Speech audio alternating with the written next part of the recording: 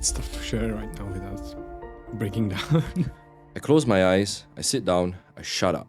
I'm just paying attention to what's happening in my body. This is Ethan Kobayashi. He's here to continue to discuss with me the intersection between his work and my work. For me, it means something a little bit different. That's why I speak the way I speak. The sacred is over there. I think the opponent to anxiety is curiosity and fascination. What do you mean by God is real but doesn't exist? Everything is sacred. Like everything is God. And it's like, it's not wrong, but it's the how. What the fuck do you feel? People ask like what I identify with, and I said identify as an existence, and my pronouns are what and why.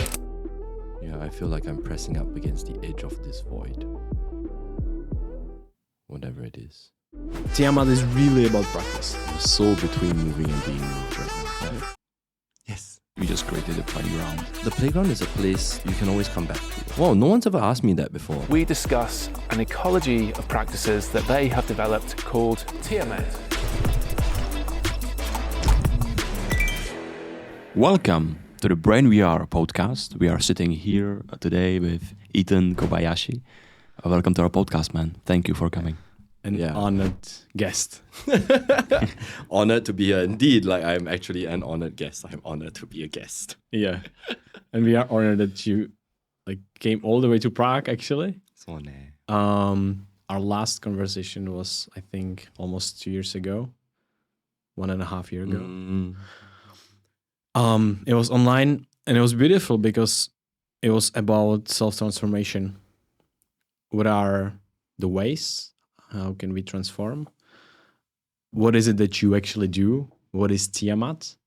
What is the transformational practice that you developed? Your background, the background of TIAMAT, and what are some things that we can take away from the practices and from transformation. But also, what are some dangers of the transformation as well? So this conversation is going to be different. So if you guys want to check the last conversation to get the background and everything, we're gonna cover some background as well, definitely. But if you guys want to get the background, you can check the last conversation with Ethan that we've had. But right now, I would like to set a context to this conversation because we've just been participants of TIAMAT workshop with you. Yep. It was 2 full days and 2.5 day workshop. It was very, very intense. And this is going to be kind of share,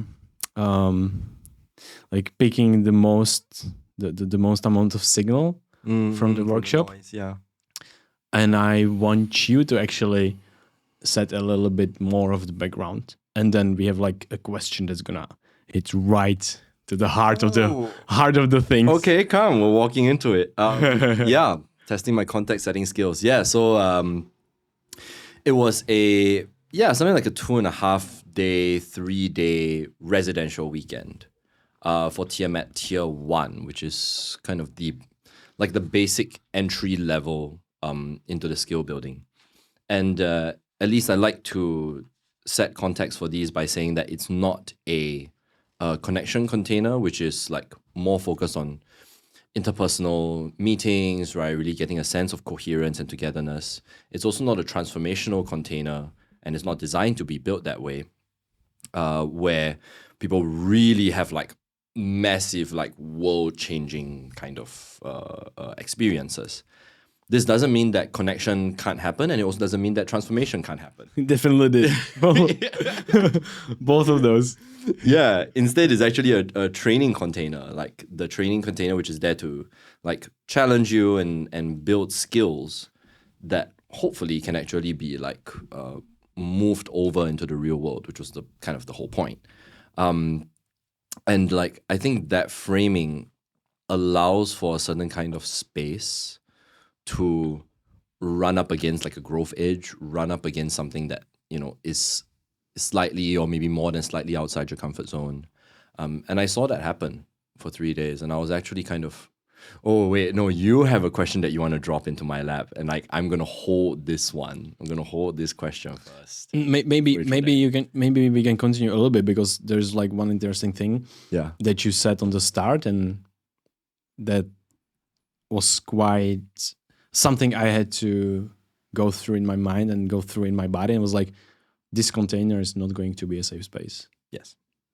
Can you expand it a little bit more? Because like usually what we do usually on our camps, you're trying to build a safe space.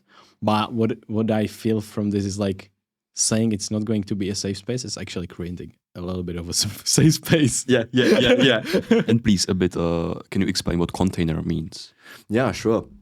So actually maybe I can tackle that first. Like a container is a kind of shorthand term that we use for like whether it's a retreat or it's like a workshop where an experience is contained within time. Right? So a 3-day container, which means whatever happens here is contained within that 3 days. And there's going to be some experiences, and people who design containers and run containers, like myself, try and curate that experience and take charge of it and hold it, make sure that it doesn't like spill over or leak, like it's not a leaky container. This question about safe spaces is interesting. I did actually make it quite a conscious effort to set it out in the beginning that it is not going to be a safe space because it is a training container. And so if it's a training container, that means that there are going to be things which are going to require you to come up against some form of challenge. And challenge is not safe because you're meeting danger, and it's like, okay, well, where am I in relation to that thing? Whereas if it is a completely safe space, at least insofar as what an assumed sense of safety might be, then the presumption is that no danger will come to me. If there's no danger coming to me, then I don't need new skills. I'm just in what I know.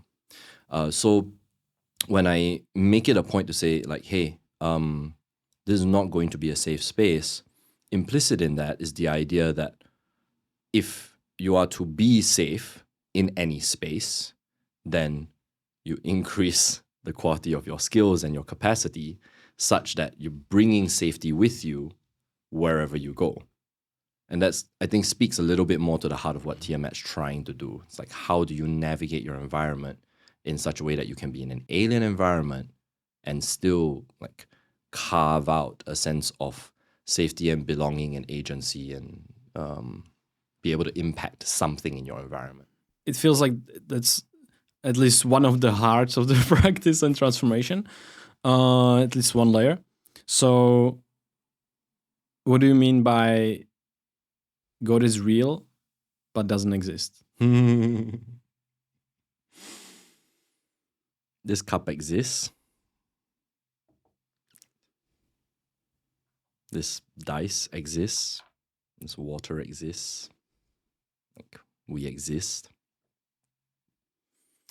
But for me, whether you call it God or a sense of the sacred or the logos, it doesn't exist in that same way. But this connection that we have, that we've built over the past 5 days that we've known each other in real life, for example, the feeling of like the love that you share with somebody, like I've seen you to a very, very close friendship, like that bond, whatever that is, that's real. But it doesn't exist. It is nonetheless real though. So when I think about what is the sacred, what is God, what is the divine, for example, it is like realness itself. That's what I'm trying to point to. And a big reason for that is actually inspired by something that Jung had found back in like 1920 something. Where he wrote an essay that one of the biggest problems with men in the 20th century, I will argue it's still actually a problem in the 21st century, is the othering of man from God. Like the sacred is over there, right? It's that thing, but it's not a thing. It's that thing which I need to pursue. And actually in doing that, it's highlighting how othered I am from it, because I've created an I and an it. You get what I mean? Like we've moved it to somewhere far away. So what I'm more interested in, and I think this is why when people ask me like, what are you? I say, I'm a Zen Neoplatonist Confucian. It's like, Beautiful. yeah, it doesn't exist on most dating apps and their religion category. I just had to put other and then type something really long. But it is this idea that the sacred is also though the divine can be found in the mundane. And this is very much a Confucian notion. Like, how do you train yourself to see the divine in the mundane, such that the water itself is divine? Like, there is divinity in the relationship that I have with the water. Right? There is one like part of this which I'm holding, and it's very hard to say, and it's like it's kind of heavy when I even think about bringing it up, but it is nonetheless coming up.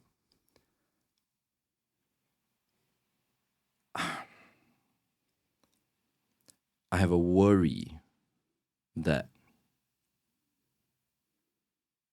whether culturally or societally, there is somehow a forgetting that sacred is an adjective and not a noun.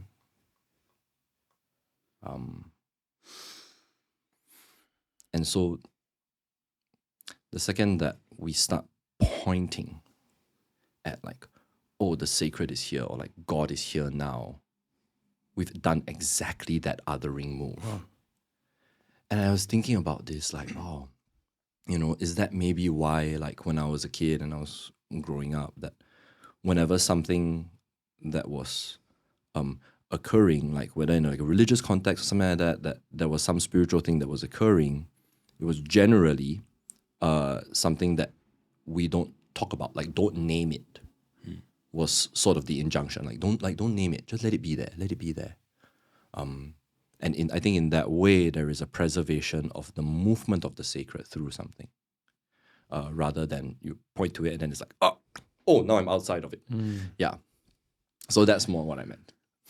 I just had this realization. What you are pointing at from my point of view is that, okay, the sacred and the God is here, is kind of everywhere. Like, the divine can be the relation between you and the thing. And to me, it points towards like existence itself. Mm-hmm. And what I feel by what we've done as humans, like othering the sacred and God somewhere abstract and not reachable, is like we did this to ourselves as well. Like, we ourselves othered ourselves from ourselves. What do I mean by that? Like, what do you mean by that? Yeah. It's, if the existence itself is sacred, I am sacred too, in a way, and I'm part of the existence, right? So we kind of othered our sacredness and put it out there as well. We disconnect it in the same way. So it feels like we are losing ourselves a little bit, and feel like going to this more mechanical being. Oh, I'm just... you go into the hard reductionistic kind of point of view. It feels like it's connected. I think you're right. So did you have more? I didn't want to cut you off. No. That's it. No, because I think that you're pointing at something really vital, which is that, like, what is existence itself? And I think that this is where I want to walk very, very carefully. You're right. There is a degree of abstract complexity. Wow. Okay. Let's take this slow. What I'm understanding from what you're saying is that, like, when we do this othering move, we are othering ourselves from whatever it is that the self is, right? So there's a putting, like I'm moving my hands in front of my body, like this thing's over there and I'm over here, right? I think we have to be very clear though about what we mean by existence. So at least I consider existence to be rather material, hence the existence of a cup, right? But when I'm talking about the sacred, I mean something that's more in line with like the realness. So if I'm going to other some part of myself, right, out this way, say I'm observing my body in a meditation, right? I close my eyes, I sit down, I shut up. I'm just paying attention to what's happening in my body. My body is existing. And there are things that are moving in that, and I can monitor those. Then there is this like observational capacity somewhere, which doesn't exist, but is real. Like, at least that's how I'm formulating it. I don't mean this as like a panaceic definition, but there is a part of this, like the observation itself that's occurring, or the being that is doing the observing, what my friend and colleague Greg Enriquez will call the subjective knower, right? That thing doesn't exist, but it is real.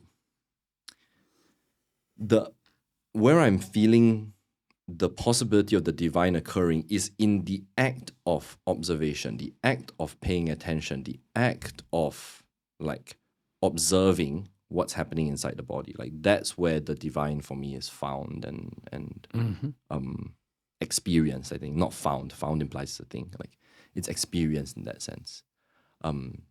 Yeah, does that make sense? So in that sense, it's really only like one existence. Yes, Yeah. it makes sense. Yeah, for me, it's beautiful that you defined a little bit what it means, because this is really important. Because for me, it means something a little bit different. That's why I speak the way I speak. Yeah. So it's interesting. For me, it's like it can go a little bit to like different layers even. But okay, like this is beautiful because we can speak in this context now, and we now know what real means and what existence means. So existence is really like the physical thing, and what I feel from this is like, okay, the real is like, okay, like the thing you pointed at, like this three of us, like even this conversation is like, oh, there's like, I wouldn't say these things if I wasn't here with you guys. Yeah. And there's like coming up and we share kind of reality, right? Yes, you get So shared there- reality, yes. And there's like something real, but it doesn't really exist. But people can feel this, right? People know, oh, like we are connecting over something and we have some shared perspectives maybe, or something like that. So I think that's really interesting to point at it and kind of bath in that. Yeah. Well, the question is, do they, right? Like, do people actually see that exists? Do people see that there is a shared reality? Because we know contextually, and this is why I'm like, there is a part of me that's leaning away from the sacred conversation now, simply because, well, there is, I hinted at it earlier, this cultural sort of like thing of like, oh, like let's not name it. And by that token, I feel like I'm hitting the threshold where like any more about the sacred and it becomes other. I'm trying to walk that line. But I also want to kind of like be able to offer a grounding in it of like, well, what was this shared experience that we went through? And grounding it in some kind of science, right? Like well, specifically 4E Cog-Sci is useful. Like 4E cognitive science is useful as a vocabulary that I think we share just from John's work, right? So there is something in being able to let the sacred thing do its work. Like we can acknowledge that that's part of what happened as a form of shared reality, but then how do we key into something a bit more grounded and more quote-unquote mundane, such that it offers a point of access for somebody who's watching, whoever is watching and listening, to be able to key into that, right? And then it's not God talk for an hour and a half, which can be alienating. And this is one of the dangers that we have spoken Exactly, about. You flew in earlier. Yeah. Perfect. Thank you for framing the. I could put it into the like material reality, like in material, like what came up to my mind is it's kind of represented also in our relationship basically to universe. Just like talking about material things. Like in our minds, we tend to like other ourselves, like separate ourselves from the surrounding environment, surrounding universe. So you're pointing at me, like I'm me, myself, I, Kristof, here, I've got my boundaries, and you're something like other, something different. You're something different. There is some space between us. So we are basically like separating ourselves from the environment around. But if you make the move that you are trying to integrate your existence like in the universe itself, because you are just part of the universe. Without you, the universe wouldn't have the same meaning it has, because you are just like you are matter in space-time, you know. And without you, the universe would look different. So your existence is like basically is spreading not just into your environment, into this conversation as we are having, but at the same time, it's spreading like to the universe itself. And like if you try to lose for a moment the boundaries, maybe like you said that okay, let's not name it. Let's not name it. If you try to position yourself into a perspective that you are actually like kind of like moving space, like the space filling yourself with all the sensations and all the things, you are losing your boundaries. You are becoming the space itself. And for me, like this is kind of like this sacredness, this spirit, like a spiritual, maybe that you can expand your boundaries. Yes. Yeah. Can you reframe slightly that second portion about like this movement of things like entering through? Can you just reframe that in a different way? I want to be able to catch that a little bit better. Can you point at it like more specifically? Yeah, the thing that you said was that's sacredness, where like things are entering through the boundaries. The boundaries become permeable is what I understood that as. But can you reframe that in a different way? Yeah, it's basically like you are, instead of separating, you are unifying. Right. You are reframing basically like the arena you're living in, you know. So suddenly I'm not just acting from myself for myself. I can also like identify with like broader space, and I can act as the space, through the space. Like as we were talking about at the retreat, like I'm moving, Kristof, am moving, but I'm also moved by being moved. I'm also being moved. Okay, so this is fantastic. I love this, right? For multiple reasons, because I hear in what you're saying that like there is a ability to expand the boundaries, right, of like what one can experience. And I think I did this in the context framing for the tier 1. It's like how does TIAMAT is basically like trying to learn how to experiment with your experience, and that feels like to me kind of like what you guys are doing also with like biohacking and like nootropics, and like how do you experiment with your experience, but through the in like the very inside of the body, right? And in what you were saying here about expanding those boundaries, so in order to like unify, right, that those are contingent on each other, because there's nothing to unify if there are no boundaries between different things. Right? Yeah. So there is what I'm hearing in what you're saying, this movement between like this entity as what it is, right? There is some skill that expands those boundaries, right? Or makes them more permeable such that there can be some unification. But then within that unification, these are like, or as a result of that unification, there is also another boundary that's created. And so it's almost a fractal thing, right? That keeps going. I have questions about like whether or not or like how I might learn the boundaries and play full out within them. How can I know what my boundaries are, the clarity of the form, as it were? Because without that, then I think we run the risk of falling into like the downside of that issue, which is everything is sacred. Like everything is God. And it's like, it's not wrong, but it's the how, like for me, you know, and this is like, I'm really contracted around this because it's not so easy. It's not so simple as like, oh, I feel at one with you. I might, You guys might not. And I can simply take that away and just go like, oh no, I just feel at one with the universe. But what is the process of actually like negotiating difference, negotiating boundaries such that genuine connection, which we can maybe say is sacred or say is an experience or delivers an experience of sacredness? How do we do that? I feel like we're still in the sacred conversation. Yeah. And like that thing is coming out for me again. I'm gonna name it. Yeah.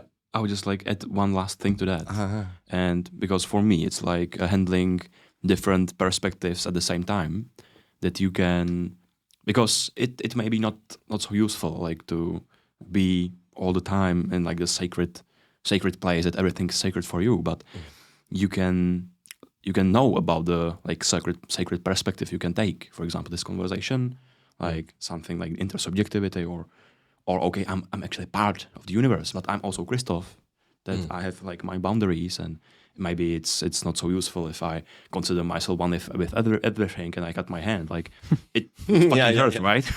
You just move through like there's a car and you just smash my car. And it doesn't matter. Like it matters a lot. It matters a lot. So like handling these multiple perspectives of multiple selves that I can identify myself with. So there's this like real physical, like my body and my like your perspective. Yeah, my perspective, my specific like narrow perception of the world, and then sometimes, maybe like sometimes, few times a week, few times a month, few times a day, I can get to this perspective. Oh, I'm actually like part of the like bigger system, and the bigger system can be my network of friends, like the network we are building right here, or like the network of my city, my culture. Like I'm actually like the self in a culture that is different, like for example from your culture, you know, and we are in different forms in that. And then I can also have the perspective like about the earth, that I live on the earth, and biosphere. I care about the biosphere and also about the universe. There's like explanatory like explosion, you know, that I can't think about them at the same time, like about all of them at the same time, but I know about them, and in the right time I just realize like what perspective is the most relevant for me right now, and I can like go through them like in different parts of my life. So I think that's very useful. So it's not about being everything like sacred all the time, but knowing that when you enter the like sacred space, for example, when some conversation means meaningful to you, know about that it exists actually, and somewhere there you can find it again. Yeah, the way you say that like strikes me as just this like explosion of like hope. Like there's so much like, you know, very invigorating. Actually, I feel invigorated having heard that, and I feel like it matters to you. Why does it matter to you if that fits at all? Like, if it fits, why does the what you're pointing at, which is like the recognition that sacredness is possible to experience, is how I'm understanding. Like sacredness is possible within your experience. Why is that important to you? Yeah, it's I don't know if it's important. It's just like part of possibilities in reality, right? And just like mode of being, I think. And like, okay, for someone else it might not be so important, but for me as a person, that I like to like observe reality and just like experience what different kinds of reality there is, because I pursue some kind of like truth in when I know I can't experience the truth, absolute truth itself. But what's in this reality container, basically? What's the possibilities there?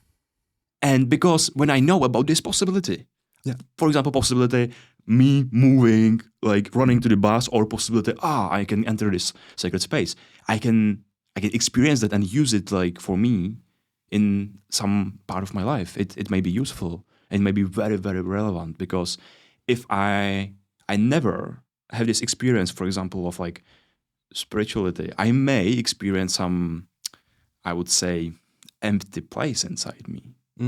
because the spiritual realm is also part of the reality. And I may have not experienced that yet. And when I experience it, it's like, oh, I can get there somehow. And it's like making me more like unified, like as a Kristof, not as a whole in universe, but me as a Kristof, like Kristof that's participating in society, in friendship, and these kind of things. It may be the puzzle that I need to be interacting in a more real sense with the world. Like there's a piece of the puzzle that was missing that is actually like there, and then you're in like the sense of reality that you're in becomes clearer or becomes more full. Yes. Yes. There's some shift that happened. I saw you write something down. No, it's there's a lot of things coming through, but like I want to point to, so we are in this like naming it and theoretical kind of thing, but like I just remember the way we've met for the first time, like face to face, and you said something like, it's not about what it is, but actually how does that show up in your daily experience. It comes all these things, like for us the theoretical frame is like super important because we can go through the science and through all these things. Actually, I think we are somehow able to integrate some of these things and it triggers the feeling. But actually what I'm taking from the whole weekend and what I'm taking from my life for past 2 years is like, okay, that's enough. I don't need that. Like I've integrated some of the things, but I don't need that. I'm looking forward to how did it show up today? Was there some moment where I felt, oh, the moment of rightness? Like that's a term that you coined for me. I don't know where it came from. TIAMAT. But that's like one of the biggest takeaways I've gotten throughout your whole experience with you. Like, how does it show up and when does it show up? Yeah. Whatever it is, we don't have to name it. Like, it's just, what the fuck do you feel? I feel this. And it's like, and you can name it the moment of rightness. Like, it doesn't have to be anything else. This feels nice. This feels like this is supposed to happen somehow. It doesn't mean if it's supposed to happen. It means you have the experience of it's supposed to happen. And that for me is like, I can just move through life.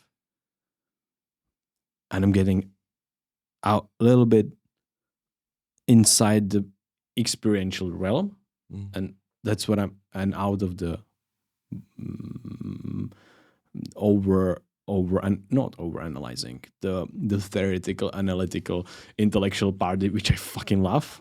By like I'm integrating more and more the other part that like for me it's like following through, and I'm really realizing like for someone else it might be totally different and they need like the other way around. They have so much of the feelings and they get like overwhelmed, but they don't have the anchor.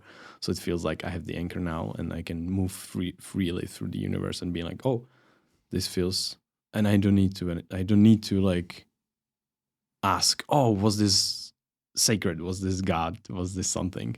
Yeah. And TIAMAT actually like really, really brought that on the surface. And being with you actually brought that on the surface. Yeah, thank you for. I just am still like holding this deep irony of that was implicit in what you said. Well, actually, you made it explicit to a certain degree. That there was, okay. I preface this by saying that I've like known you guys for 5 days and been with you really for 5 days. And as you were speaking at that point in time, like I was recalling my experience of you has been like quite like super excited and like high energy and like wow. And there was something different about the way that you had just articulated that, which has a kind of, it landed with me as a kind of groundedness. Like there was some searching, and I felt that you were exemplifying exactly that thing of having an anchor and yet being able to feel, in a weird way, it landed with me as being like more free to question, more free to like explore. Yes. And I wonder, well, I'm with the deep irony that with an anchor comes more freedom. Yes.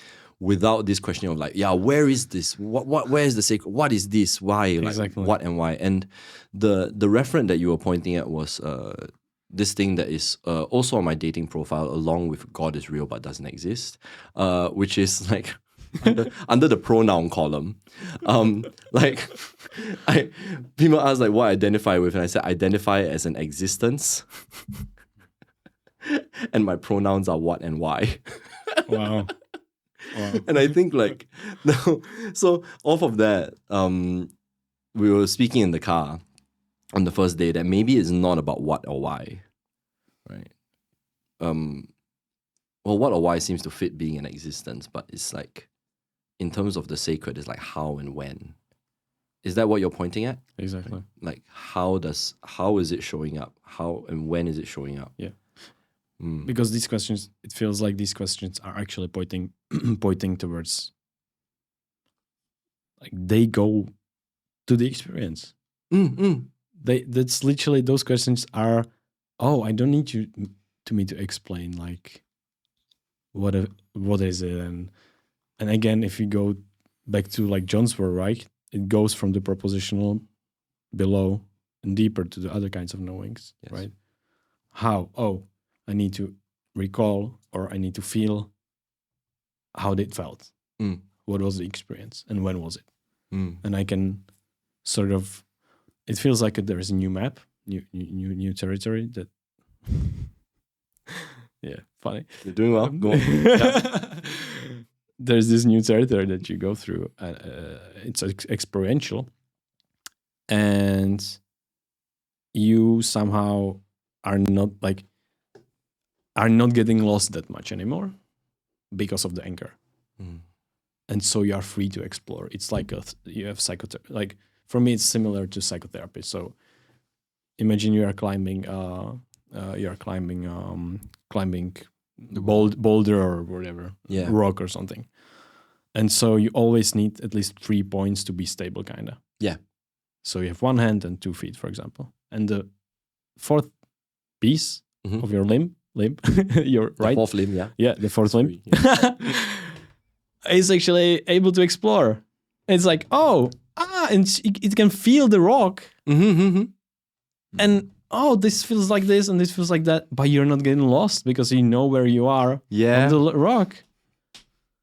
Yes. And then you can make another step, actually, because this feels like that, this feels like that. I can hold on to this for a little bit. But I know it's only for a little bit. I know it was at that place, at that time. It was how and when.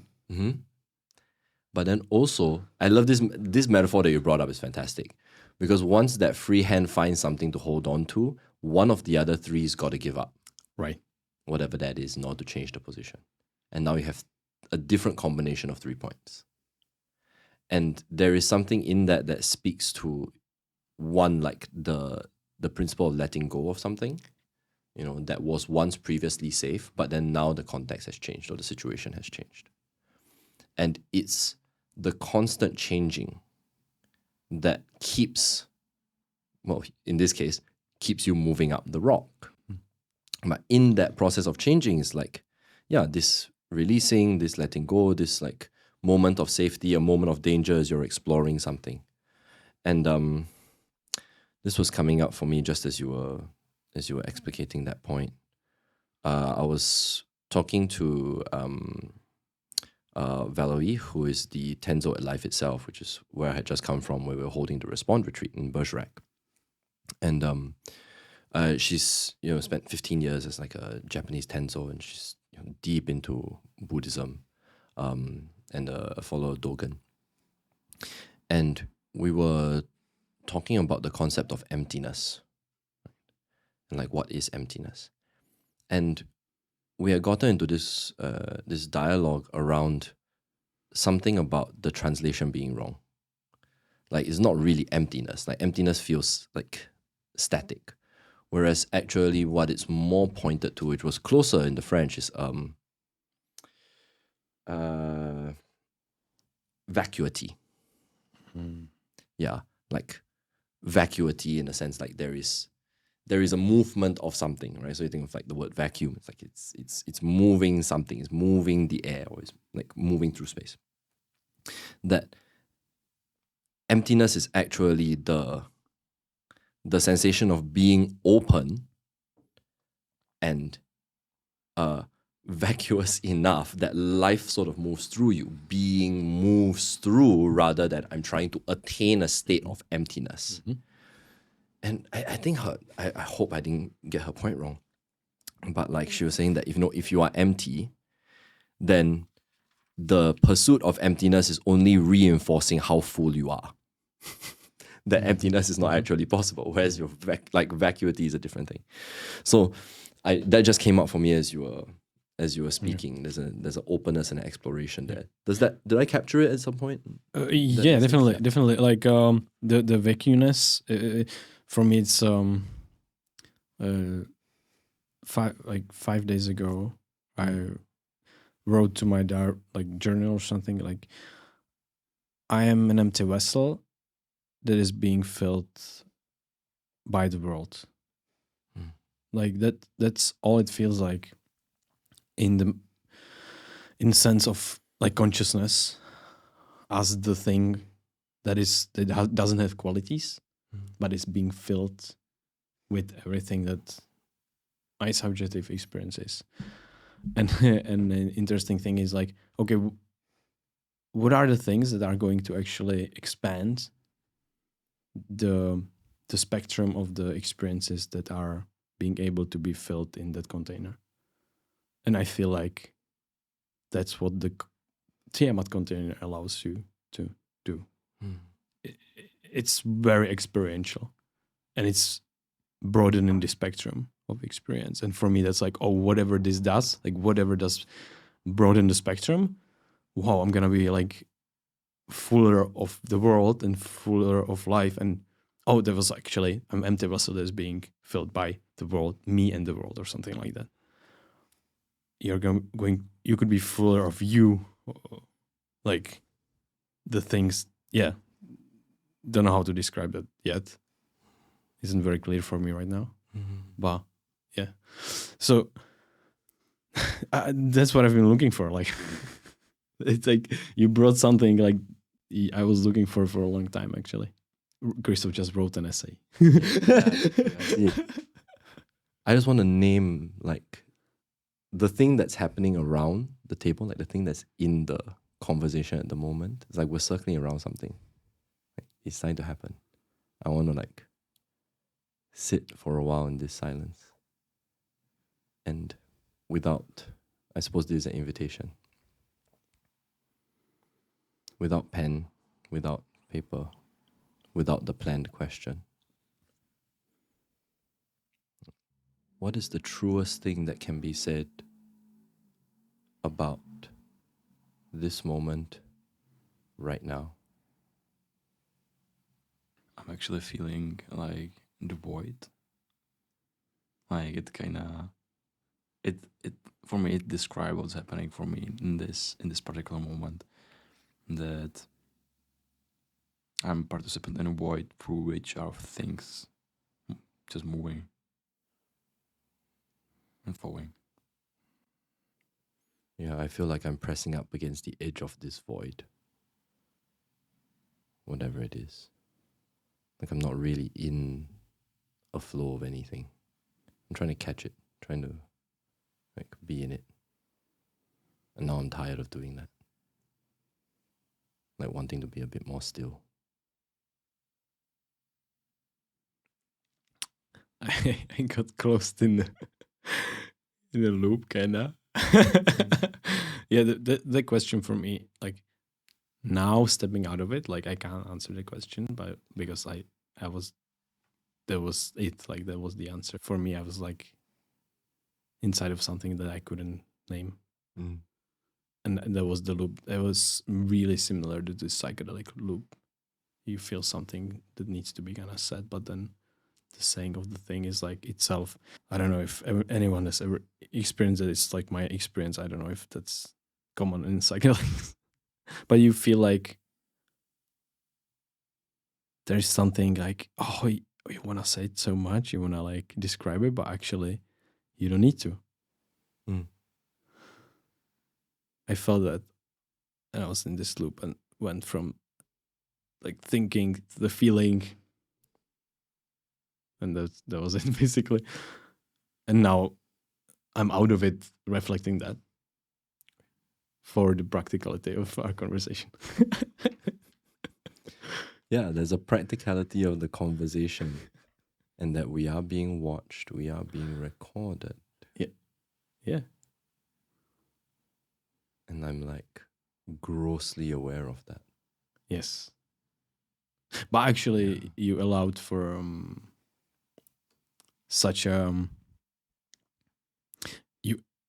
allowed for this to happen, like by just being you. Like it's beautiful. Thank you for that. Like it's so much more valuable than the practicality of the conversation. If you know what I mean. Yes. Yeah. Thank you. Thank you also. And those two things can exist at the same time. Yeah. I mean, maybe they do actually. Oh, 100%. Yeah. I for one am definitely feeling the like awareness of being recorded, or the awareness of being seen. And like I can see that like there's a part of me that's over there. Oh, really? Yeah. But is it going there like in cycles, or is it? No, he's been there from the start. There's a part of me that's over there. Okay. Right. Watching this. I'm trying to include that. Like I want to name that's there and include that, such that it's not such that the container is not leaking. You know, I don't want to pretend that isn't there. Yeah. Or pretend that that's not occurring, because it is. Yeah. And now that we've included that, what can come?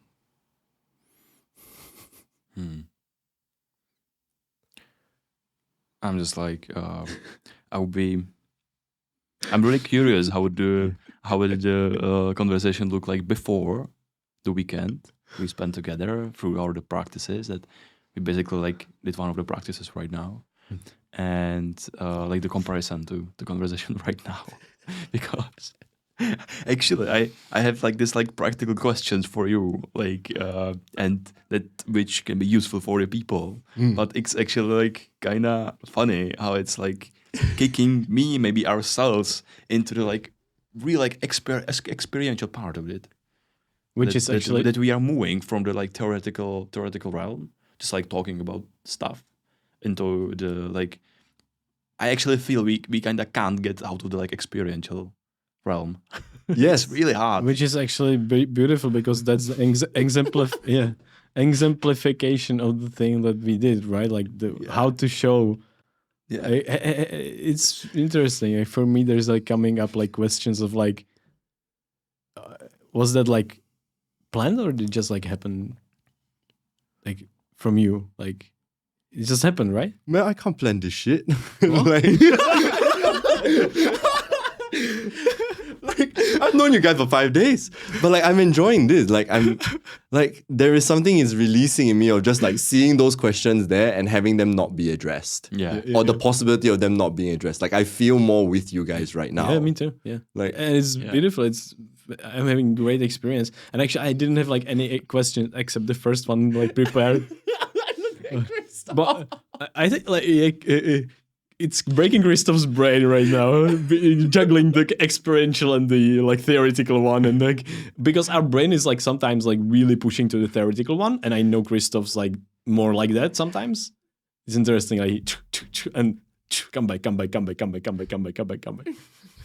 Yeah, I'm just like moving into the like listeners realm, you know, how they're perceiving this conversation, and I just forgot about him like for some time. And it's like wow, and it made me anxious, like because I want to address these practical things that they can like be inspired by or something, but this is kind of like bizarre. Like I think this is kind of bizarre thing to watch Yeah. Like this whole process right now, but it can be like useful for some of the people. Like I think it will be like useful for some of the people. I have a question. It's really like I'm really interested in it. I know, being here and knowing you, that you get anxious by this. I got anxious. Yeah, but I'm curious why. Because I'm very like I have the setting in conversations, in interviews basically, and I really wanna. I'm like when you're aiming for the Target. for the target. I'm aiming for the target and trying to pick up Get the best ones, get the best signals best and things, everything. Yeah. best signal from you.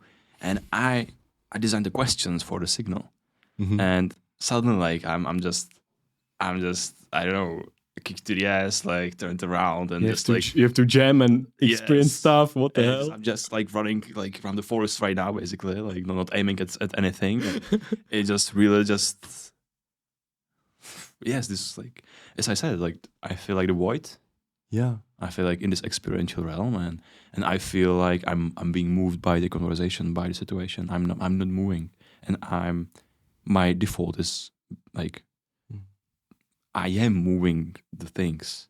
I'm moving the conversation. I'm picking the things like from you into the brains of mine and other people, and now I'm just in this, how to say it, powerless state of being moved. And I can't do a shit about it. Well, I'm not sure I would agree on that. I would push back on that. I say that you have something that you can do, which is to decide to move. Yeah. So I'm curious, what would you do if you'd what would happen if you made the decision to move instead of be moved? Yeah, it's interesting. Like I would have to move, I would probably like maybe frame this thing into some kind of like talk about perspectives, because I had this like question on you, like how is it, because we experienced like in TIAMAT how you work with changing perspectives and what it can bring to people, for example, like there are many examples, like maybe we can pick up the one that's most salient to. Oh, you're so between moving and being moved right now. Yeah. Yeah. You want to add something to that? I had something really like come alive in me. Okay. A lot. Like, fuck, this is inside. Like, this is interesting. Like, I feel so. I actually feel TIAMAT is really about practice, and I remember something. I remember like two things are coming up for me. Your conversation with John, and showing the things and explaining and actually showing them, and like, okay, wow, this is like really interesting. We can talk about it. I think we did it pretty well in the first conversation. But then there's a second thing coming up for me, and it's a talk on rebel wisdom between Jamie Wheel, Schmachtenberger, and Jordan Hall. And they were in this thing talking like it was literally this. And it was like that moved me the most. That was the most transformational thing like I've seen in a long time, like 3 years ago, I think. It's like, oh, you don't need to think of like, what do people get from this? How do they perceive this? You can have the aspect of the viewer because they are here and listener, they are here with us. But actually, like, there can be so many layers, and you are showing some of the layers, and that is going to be something that someone like sees and maybe is going to experience some of that, and it's there is like something's going on, and maybe I feel something, maybe I have some thoughts about it, but that might be it. Like that might be the thing that is, as you pointed towards, like before we got into this reflecting what's happening here. Yeah. Dude, that's like, whew, that's I think that's really powerful. And you know what, like my intention of like doing stuff is like, I want to create things that I want to consume. And the things like, how do you things in TIAMAT? it wouldn't be that actually. I think It what? Say that again. it wouldn't be that. Like it will be part of it, but more. This is it. Like I'm looking forward to seeing this conversation and feeling and being like part of it again as a listener, as a viewer, and it is bringing me joy. Yeah. It's bringing me joy right now. I think it would be really interesting because we are actually like, I feel we are doing the practice alive, and we are naming some of the things, but it would be really interesting for the listener like to name the concepts that you explained to us like previously, like the concepts of like moving, for example. I feel now moving. I feel I'm moving right now, and previously I was being moved a lot. Yes. And now I'm actually feeling like, oh, this is the part where the description and the definition of moving and being moved, there is this place now for it. And you brought it up and you created the space. We created the space. And I feel like, oh, yeah, that was a cycle and we can do another cycle of something else that is going to name something. Yes. So, yeah, I feel like, yeah, we can go into like some of the things that we mentioned. Yeah. And that might not be very clear. And just, yeah, parse that out a little bit. Yeah. I mean, this is okay. Okay, great. This is super exciting for me now because I love that, Kristof, you just framed it as like we are in practice actually, right? And what I hear you saying, Wojta, is that actually by watching us in practice, there is some value to be gleaned from actually from the listener's point of view. Yeah. That, Yeah. like- Also, I feel like we are doing the thing. Yes. We have like this container and that's the part of it, and that's the exemplification of the things, and it's actually the best way to do that. Good. Because now I want to play. Like now I want to participate. Like I Yes. feel more like, yeah, there's a part of me that feels more like, okay, now I actually can air what it is that I like, why it is that I'm here. Yeah. And I suppose the most direct way is that like, I'm not interested really in what practical things the listener can get. Like that's not on my agenda. My sort of intention still here is just I just want to be with my friends and talk. And to that extent, I suppose to help use the postures of presence, I'm going to take a stance, I'm going to take a posture of being moved from outside holding space. No.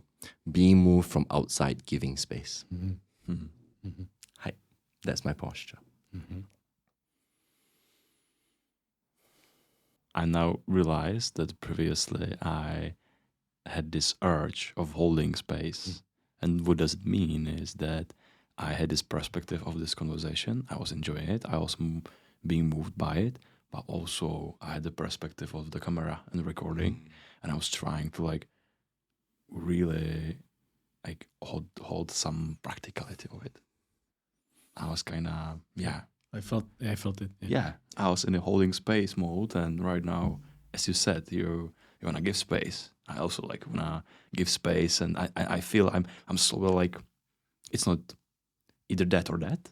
I'm moving from holding space, like this need of being in control maybe, to giving space when I'm open whatever comes up, and I'm really like relaxing into it, and actually I'm like stopping caring about what the result's gonna be. I'm glad that's happening too. It's interesting as you moved there. I was so much in being like I dove in waters like not knowing it, like what the fuck. I was really like giving space, and I was being moved a lot. And now I'm more. I think I'm more. Actually, I'm now more holding space. I think a little bit. Like feel like I'm more want to structure the thing and more like want to do something. Yeah. But it feels nice. It feels like that's part of it. It feels like I'm choosing that. You can choose a posture, yeah. Yeah. So it's really cool.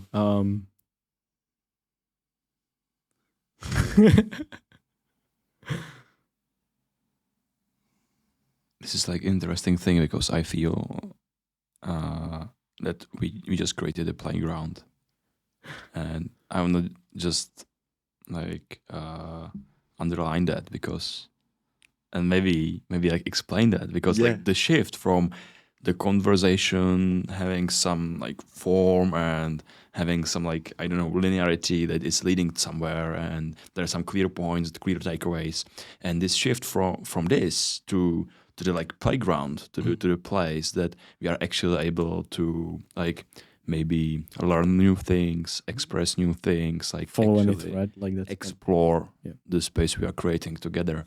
It's very different state of being for me than it was in the previous conversation. And maybe I'm just like thinking if you like what thoughts you have like on playground, what this concept like means to you, and what it means to you right now and in your everyday life.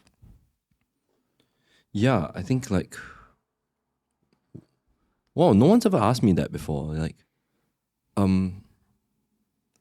the playground is a place like which is you can always come back to. As I've said during the retreat, right? Like everything comes back to the playground. Whatever skills you gain, whatever exercises we do, it all comes back to the playground. The playground is kind of like your baseline. And at least insofar as the retreat is concerned, like the playground doesn't have a context. It's a completely contextless arena. No one really says like, this is what we're doing. And because of that, it's dependent so much on like how people are with each other. And in doing that, it trains the person to like pick up on what's actually happening, right? While juggling their own inner shit. Like even taking a posture of presence. Like you take a posture of presence, you bring it to the playground. You learn a perspective on the quadrants, you bring it into the playground, right? You can take the UTalk tripartite model of mind, which is these are the 3 meta maps that we've done, and bring them into the playground. You do animal forms, bring it on, right? And see how like, those things are going to change whatever occurs inside that container, which is why it's fantastic to be able to do it with like people who have trained for like even many years and completely new people. Then it's like, wow, it's a clash.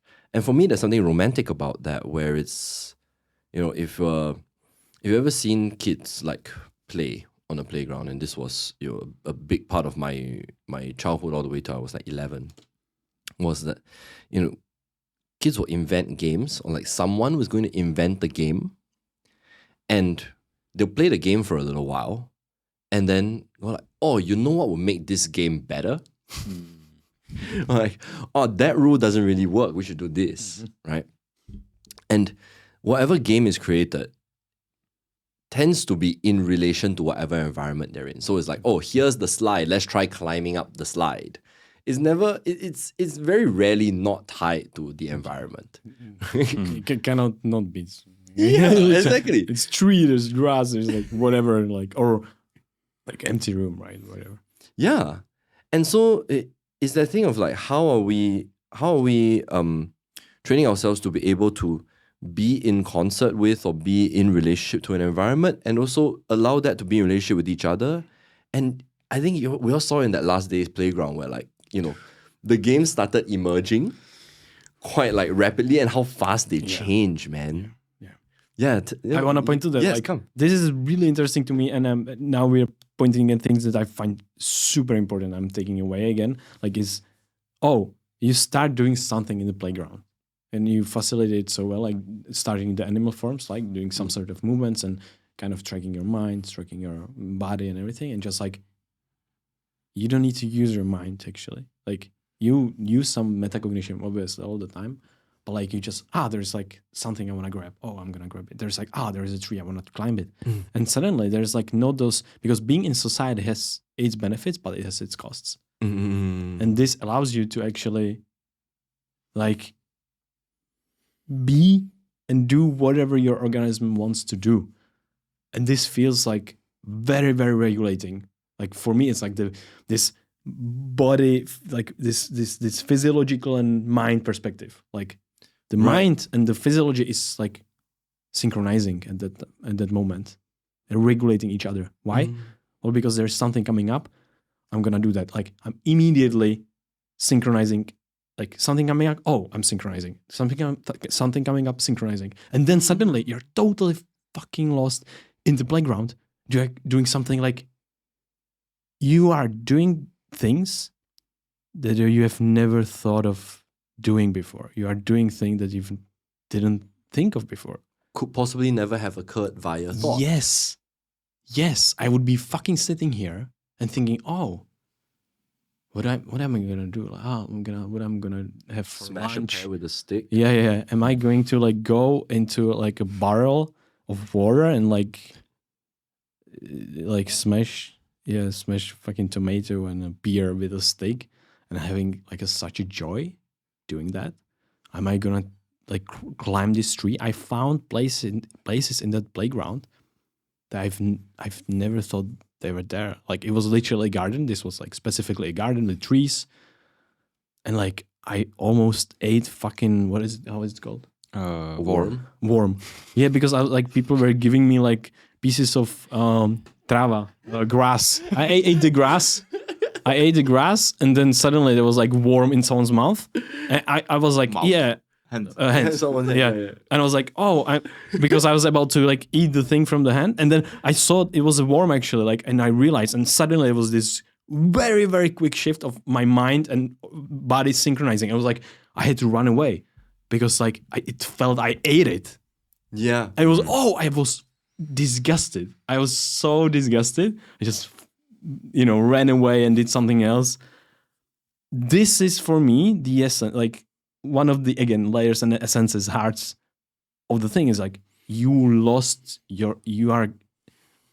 yourself in the thing, and this was flow, meaningful, very meaningful flow, and flow associated with meaning in life and all these things, right? Yeah. If you go into the theoretical background, but like the practical thing and the experience was amazing. And to be able to create that, wow, I want to be able to create that in my life and integrate it in my daily life. Like, oh, I see, I don't know. Again, there are some like constraints in the society, right? Like you can't do everything. Yeah. But you can follow through to something that you wouldn't otherwise follow through on because you literally shut down the inner critic because it doesn't have any space to be there. That's really interesting, like about the inner critic in society, as you said, because I feel like if you integrate this concept of playground, if I will integrate this concept of playground into my everyday life, like every time I repeated it into these last 2 days, I felt more relaxed into it. Mm-hmm. And the first time in playground, I actually felt, what other people think about me. Oh, what am I doing here? Oh, how do I look like during this practice? And then I just totally got totally immersed in the practice, and there was no space for the inner critic, and I'm just thinking how to integrate this kind of concept and practice into everyday life. And like I also would like you to react like to the whole thing, but I'm really curious about how you integrate the concept of playground to your everyday life. I put Evie on the table. Yes. That's literally like, and this is in these small things. Like, I think you guys have seen me like like walk downstairs, and then there's the pillar, like that massive pillar that's in the middle of the room. I just like hugged it. Like I see that thing, I just like like I try and do this like exactly this movement that you're talking about. This like attuning thing. It's almost like a rapid attunement to stuff, even just to keep that playfulness like awake. Is usually marked by me meowing in some way, which I think everybody has heard. Yeah, Like, I've noticed that. Yeah. Just like, please. Meowing. Meowing. yeah. Meow. You must have heard it, right? Like, I'll walk through the room and just like, and it's just I'm usually just like hunting or I'm looking for something, and like something will catch me, and even just like when we're in the garden, just like I'll see something and go, ooh, there's butterfly, or like some bird. Just practicing times like or moments, little snap moments where I can just like release the the facilitator needs to hold the container. Release being whatever me is. And sometimes that means like dropping into something that's I didn't even know was there. And like, okay. Oh, I want a hug for some reason. I'll just hug somebody. And it's just like that. Now, and this is where sort of the enculturation piece comes along and like what exists in society. I'm not suggesting that you like walk down the street and just like hug random strangers, unless that's something you want to do. You can try it out and then you can attune that way. But like the playground is not a license to be an asshole. Yeah. Right. And that's why it's so important to keep that metacognition active.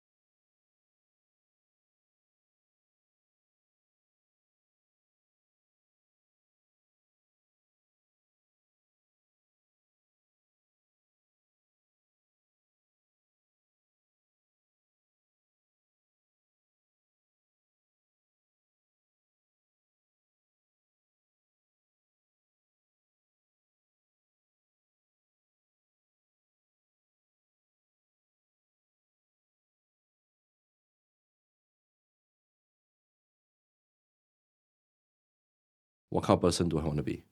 Tick, tick, tick, tick, tick in this deck. Yeah. Yeah, to my mind, it's coming like the idea of serious play actually, because like the playground, like pretty important realization is you're not there alone. If you are not there alone, you know. But if you're not there alone, it means that there is other people, and they all have their inner experiences and their inner feelings and empathy. And suddenly, like you are not just this basically like narcissistic, psychopathic like being. It's just doing its own thing. If you like, are not. whatever pulls you, you know. If you are not, but you need to consider the play in the realm of other people. Yeah. And it's suddenly you are moving towards the pair. You want to smash it, but you're also being moved because you can watch someone eyes. And see how their reaction is or how they are feeling about it. And then you can decide if you are moving and smash the pair and you hurt someone, or if you are being moved and just like, I don't know, okay, I decide to do something different, or I can like I comfort this human being in front of me. and that's like the concepts are coming together. So like Yes. I love what you're doing. Yeah, because then what you're pointing at is like taking a perspective on your own perspective, right? There's the perspective that wants to smash the pair, and there's another perspective that's looking at that and going like, wow, what would that do, and how would I negotiate that? How would I negotiate the consequences of that fallout, for example, right? And I mean, then of course you can bring into this the idea of like, well, what is socially justifiable in this culture that's being created? And it's bizarre actually what I saw yesterday, because I really at one point like stepped back and I saw all of y'all kind of just like, some of y'all were playing, some of the girls were just like I think there were some moments of like picking flowers or whatsoever. And giving each other flowers and taking care of each other. Yes, I remember that. I remember seeing A that. lot of that. It was beautiful. Bloody beautiful, actually. And I was like, oh, there is a culture that's occurring here. So it was almost like there is the macro culture of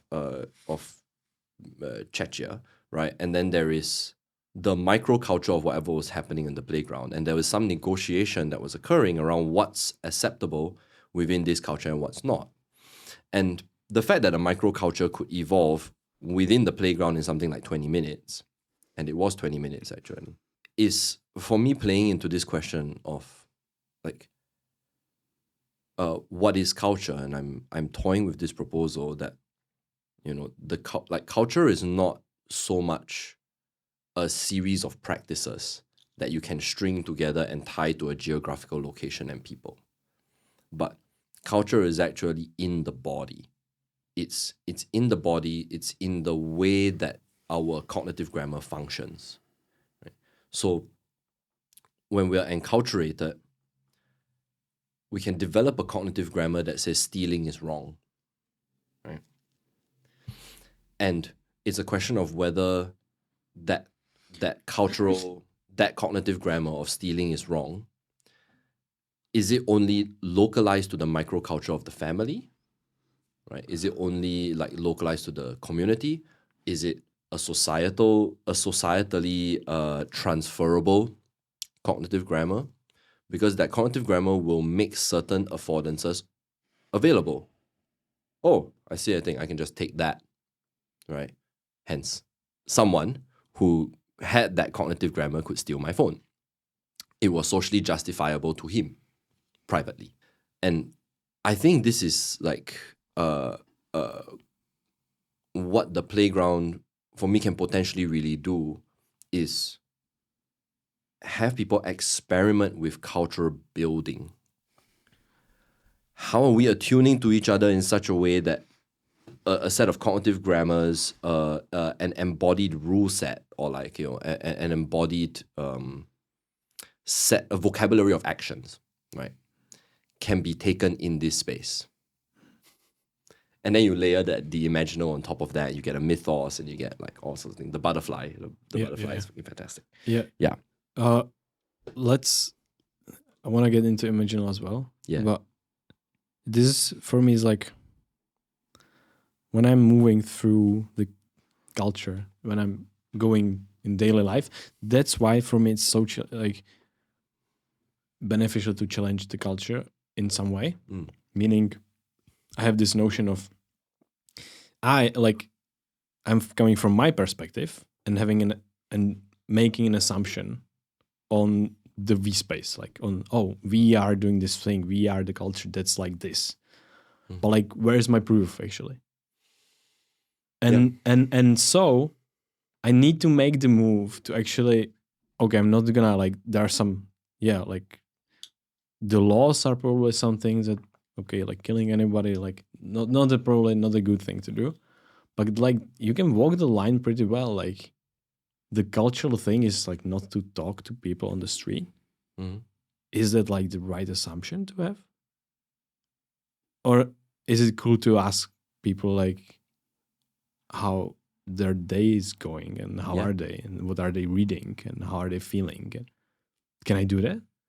And I've been this is like this phenomenal tool of like creating content for me where I don't usually do that. Like I don't usually go to people, and sometimes I see someone reading and I'm like, how is this book? Like I'm really interested in reading. So I talk to them or invite someone like to some girls or whatever, like give me your number, something like, or like, how are you? Like, can I ask you a question, right? It's kind of hard to do. But then I was recording some small interviews with people. It was a beautiful example of like my assumptions of it being kind of like, oh, people might not enjoy that. People might be annoyed by that. And me doing that, experimenting with it, being on the playground, it's like I had totally different experience. It was lovely. People were fucking super friendly. When they didn't have time, they like, oh, I'm so sorry, I don't have time right now. Enjoy your day, have a beautiful day. Yeah, smiles and everything. And this beautiful energy between just random people. Yeah. Having this guy, like I woke up to him and like I'm asking like, what would your advice be to your younger self? And he's like, I would go to psychotherapy earlier or something. Like these beautiful, like amazing answers. And I was like, oh, I can do this. Like I can do this whenever. Like, so bringing a little bit of the playground and go on the edge, which is you can feel the edge. Literally, something feels very, very legal to do, like talking to someone. Yeah. But actually feeling a little uncomfortability around it. Yeah. That's the kind of edge for me. Like, try that once a day. I think that's like, for me, like a takeaway. Because I want to have the synchrony between what's the assumption and what's the we space that we are in and what's my perspective only. And that can actually change the culture. Like something is coming up alive in me, and it's the memory of what I was doing when I was in college. I wanted to be more extroverted maybe, and I wanted to like work on my social anxieties. And I integrated this practice that every day I was just like few times I was trying to high five random people on the street. And this is really like the smallest step you can do. It's not like, okay, can I talk to you for a minute, or can I ask you a question? Like it's for someone it might be a big deal, but you're just walking and you are like doing this gesture and like high five, and like many of the people like do the high five. Yeah. And it's really a good feeling. And someone is not doing the high five, and you're experiencing the rejection, and it's, oh my God, why am I feeling like this? This was just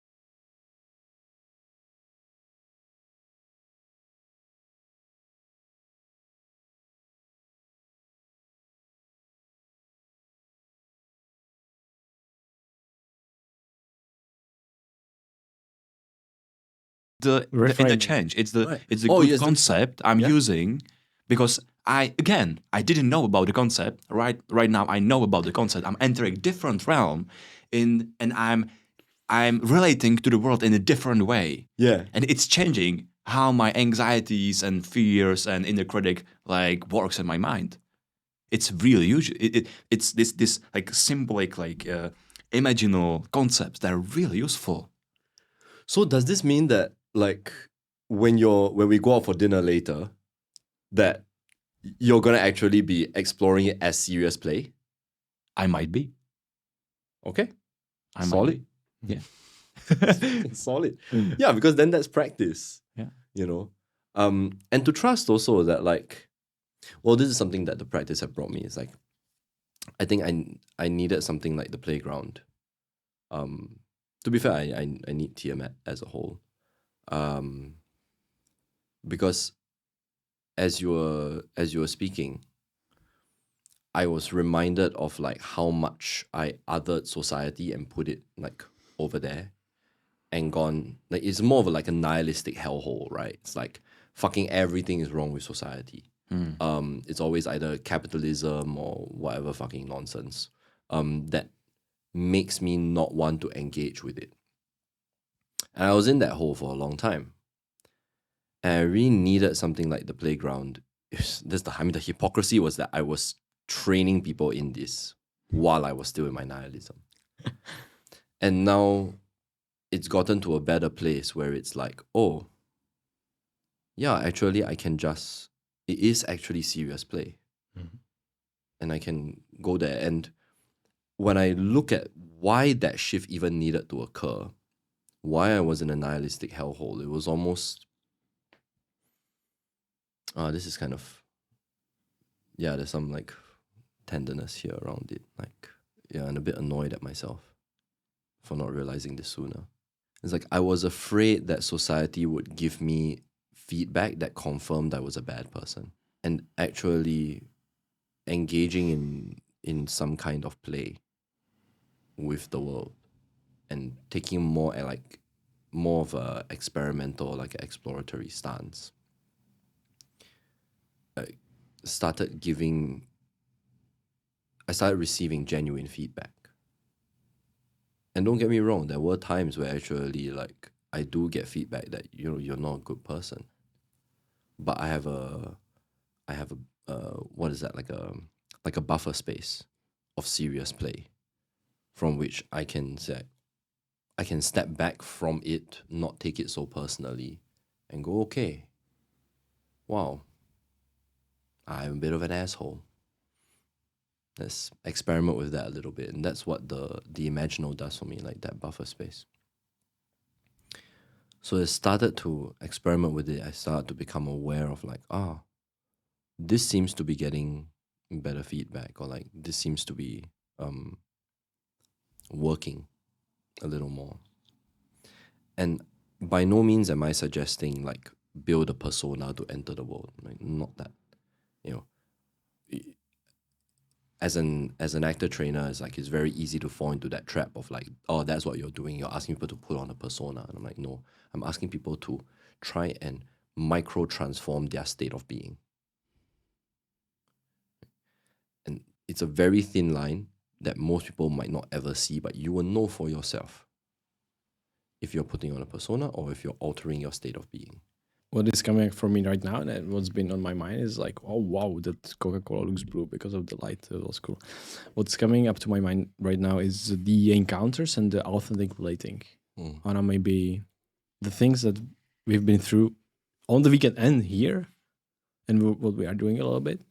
I want to like point to that. Could you say something about the authentic relating and like how do we move in the space of like, I'm hearing you something say and I'm immediately reacting like to the statements, or can it be done differently in some other way? I'm not quite sure that the framing is necessarily I'm immediately reacting to the statement. There is an element of that that's going to occur insofar as one's subjective experience is concerned. So like I can and maybe this is better framing. Like something that I've picked up from authentic relating is how to actually be aware of what I am reacting to, if a reaction is coming up. How something that is being said is impacting me, and then being able to articulate that and bring that into relationship with a group or somebody else. Right. So, and trying to be true to that actually. And by being true to that, meaning like really training the skill, and I have to emphasize that it is a skill, to parse out whatever that complexity might be. And I think the meta orientation or the meta skill that's developed as a result of doing that is actually recognizing how complex one's inner experience is, and by extension, how constrained the tool of language actually is. So to that end, by recognizing that the tool of language is so incredibly constrained, I can then try to practice like listening into what's not said, or what's underneath what's being said, how something's being said, what somebody is doing by saying, rather than what they're saying. Yeah, that make any sense at all? Yeah. And I think this keys in a little bit more to something like mind sight, like the ability to perceive what is occurring in somebody else at a deeper level, beyond just what's being said. And of course, somebody that I have a lot to thank for in that department is Taylor Barrett. He's been running Authentic Relating Toronto for 10 years. We work together at the Vicky Foundation. He's a dear, dear friend of mine. Last night when we came back, I just sent him a message, and I was just telling him I was so grateful for the way that he shows up, and the month that we had spent together in Bergerac straight before I arrived here. That as somebody who has been doing authentic relating and circling for so many years, what Taylor brings, just by virtue of existence, right? We talk about this concept of self as instrument. He really shows me what is possible in human relationships by embodying it, and by being a kind of model. Yeah, he's modeling what is possible, and by being with him and spending so much time with him, I learn from him what he's doing by trying to do what he's doing, and then start to internalize that. And I sent him this message saying, hey man, I think the container that I just ran over this weekend would not have been possible without him being the way that he is, and showing me what it is to actually navigate relational dynamics highly skillfully. And that's an aspiration, really. Yeah, I love him very much. Could we go a little bit specifically, what does authentic relating contain? How can someone train that?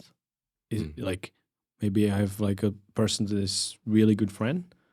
I want to maybe try it together, without some of the prompts and some of the approaches that we can take in the communication with other people and relating to others.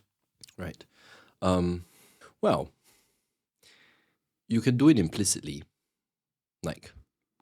by yourself. If you just, if you track, thinking, feeling, sensing, observing, whatsoever, you track that for yourself. Use the. So was it? What was it again? It was. So we are feeling, thinking, feeling, sensing, observing. Yep. Right. And just being able to start tracking that for yourself. The sentence stems I actually find quite helpful and quite innocuous, at least for most of them. So something hearing that I'm this. Being here with you now, right? And even if they are not explicitly in the container with you, you can develop that skill by tracking it for yourself. or if you are in like, an authentic relating meetup or something like that, right? Then there is a container that's set up to practice stretching those muscles, and you isolate them and then you use them, right?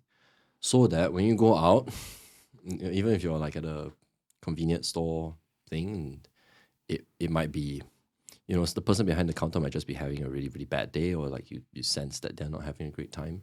There is an opportunity to like reveal some care, right? Or it sets up a scaffold to like be able to bring something like that forward. Maybe you do feel care, but again, as we talked about earlier, there's that encultured layer of like, oh, maybe I shouldn't ask somebody how they are doing. You bring this to the playground again. Yes, exactly. It's like serious play, right? Like, how can I experiment with my experience of this person who is behind the counter at the convenience store and actually be able to say, hey, like being here, exchanging money with you, right? Like I feel some care around the way that you're doing. I don't know, the way in which you're processing this transaction brings out in me some kind of sense of care. I would like to ask if you're okay, and just like reveal yourself there. That's a shitty example, right? But like, yeah, how do you use it? I feel unsatisfactory around that. Yeah, yeah. This is I want to experiment with that a little bit more because it was like one of the most powerful things I took to the playground. The stem cells, like being with you, I could fall back to whatever was coming out. Like, sorry, I have to pause you there. I'm really amused that you said the stem cells. Oh, I was just like, what? did I say stem cells? Yeah, you said stem cells. Stem sentences or whatever. Yeah. You want. The sentence stems? Yes. Stem cells. I was like, stem cells. Oh my god! Like, at the workshop, I haven't been participating in, or My brain is like, Oh my god. Yeah. As much as the weekend was fucking amazing, and so I'm bringing a lot from it. It was also intense and energy demanding. Yeah. So like I can definitely feel it on myself right now. My brain is like fried a little bit, so I need some stem cells actually. I was just about to say case of stem cells. Maybe this was like biological Freudian slip. yeah, Like my organism, like more stem cells in the more system stem cells, needed. please. Yeah. Yeah, okay, so it's just like like being here with you, and then hearing that from you, and you actually relate to yourself. That was what I meant by like you take a little pause and you have like, oh, what does this bring up in me? Yeah.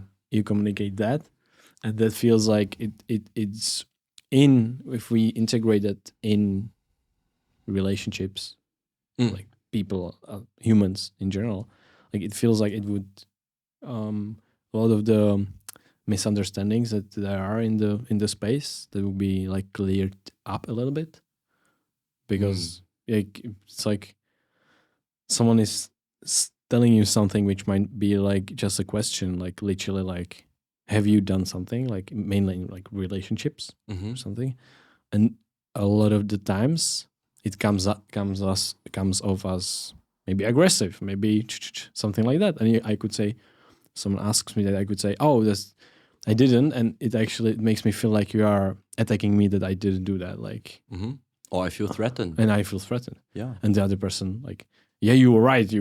That's the way I am. Like, I'm threatening. I want you to do that. But usually it's like, oh no, not at all. Like I actually just wanted to know if you did that, I can do that, or maybe I want to remind you.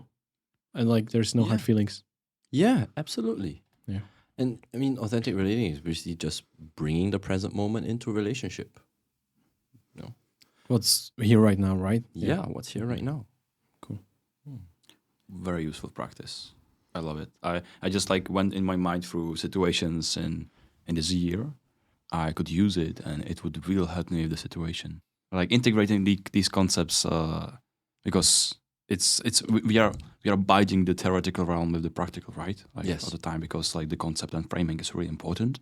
But I'm really looking forward how it's going to unfold when you embody these kind of practices. That it's actually that when it's get part of your personality and basically like an automatic habit. Yeah. Yeah. And I love that you bring up the embodiment part of it, because like I often find that teaching this material in an embodied way is the best way for it to make sense. Like it's so hard for me to do these online. Like I'm not gonna lie. I know that you tried the taster workshop online, and it's a radically different experience. It was radically different, but very useful as well.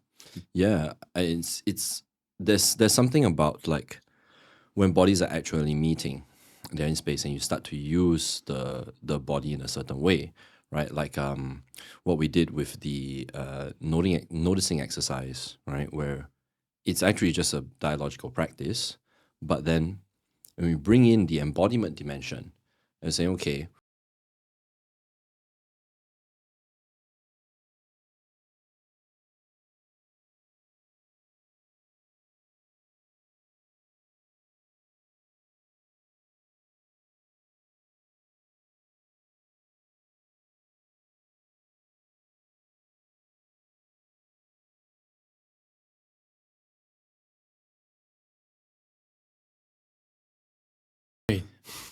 Well, first of all, the dialectical journaling. yeah, I want to explore it a little bit more, but for me, the experience was like I felt so great. Like I have this two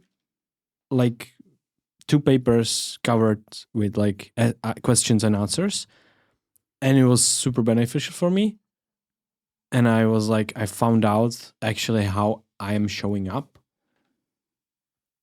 and it's coherent with the way I want to show up. And I was like actually proud of that, and actually to be able to bring that to other people that are in the container, but I don't really know, and they share with me, wow, you seem like you did this and this and that. I'm like, this is all contained in the thing I did, because it was like a gesture or something, and I was like, oh wow, this is like I can, like, just by simple gesture, like touching someone like on chest or back or wherever, doing something, you can transfer and embody these things. And I found out like your thoughts being like, oh, I want to take care of you and I want you to have a good time, and something like that. Like if you are actively thinking about it while doing the thing, like it's helping so much, and it's like embodying the thing. Yeah, and people can somehow feel that. Like it's kind of obvious, like if you go again into the theoretical realm, biology, and stuff like that, how that shows up in like thousands of ways in your body, how that is represented, and how we communicate with our bodies a lot.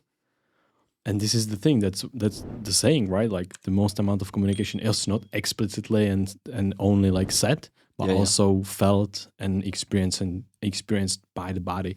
This is one organism, right? So it's like, and your body is actually feeling something that you can't catch with your mind. That's so interesting. That's so interesting to me.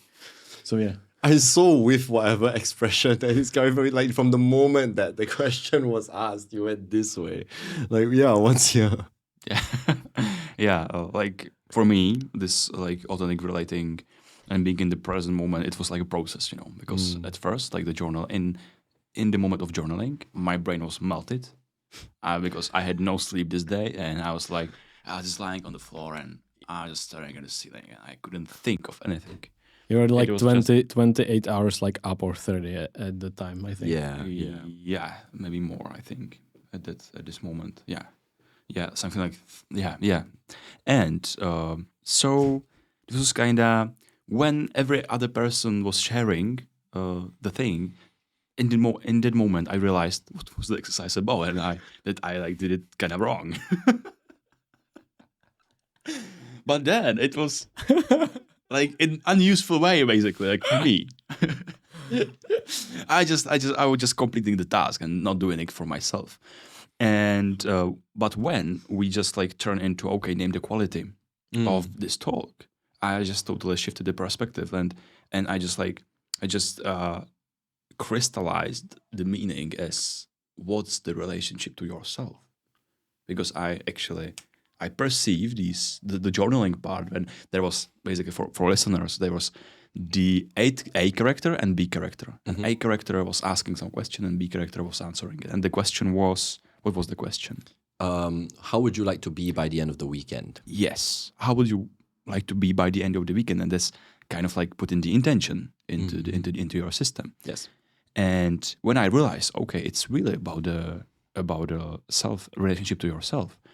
And then I was bringing this relationship to myself in the conversation with other person. And suddenly in this moment, it was really deep and connected and bonding. And basically it was like two strangers talking. We didn't know each other at all. Yeah. And suddenly we were just, yeah, okay. This is the part where comes like one metaphor I want to mention.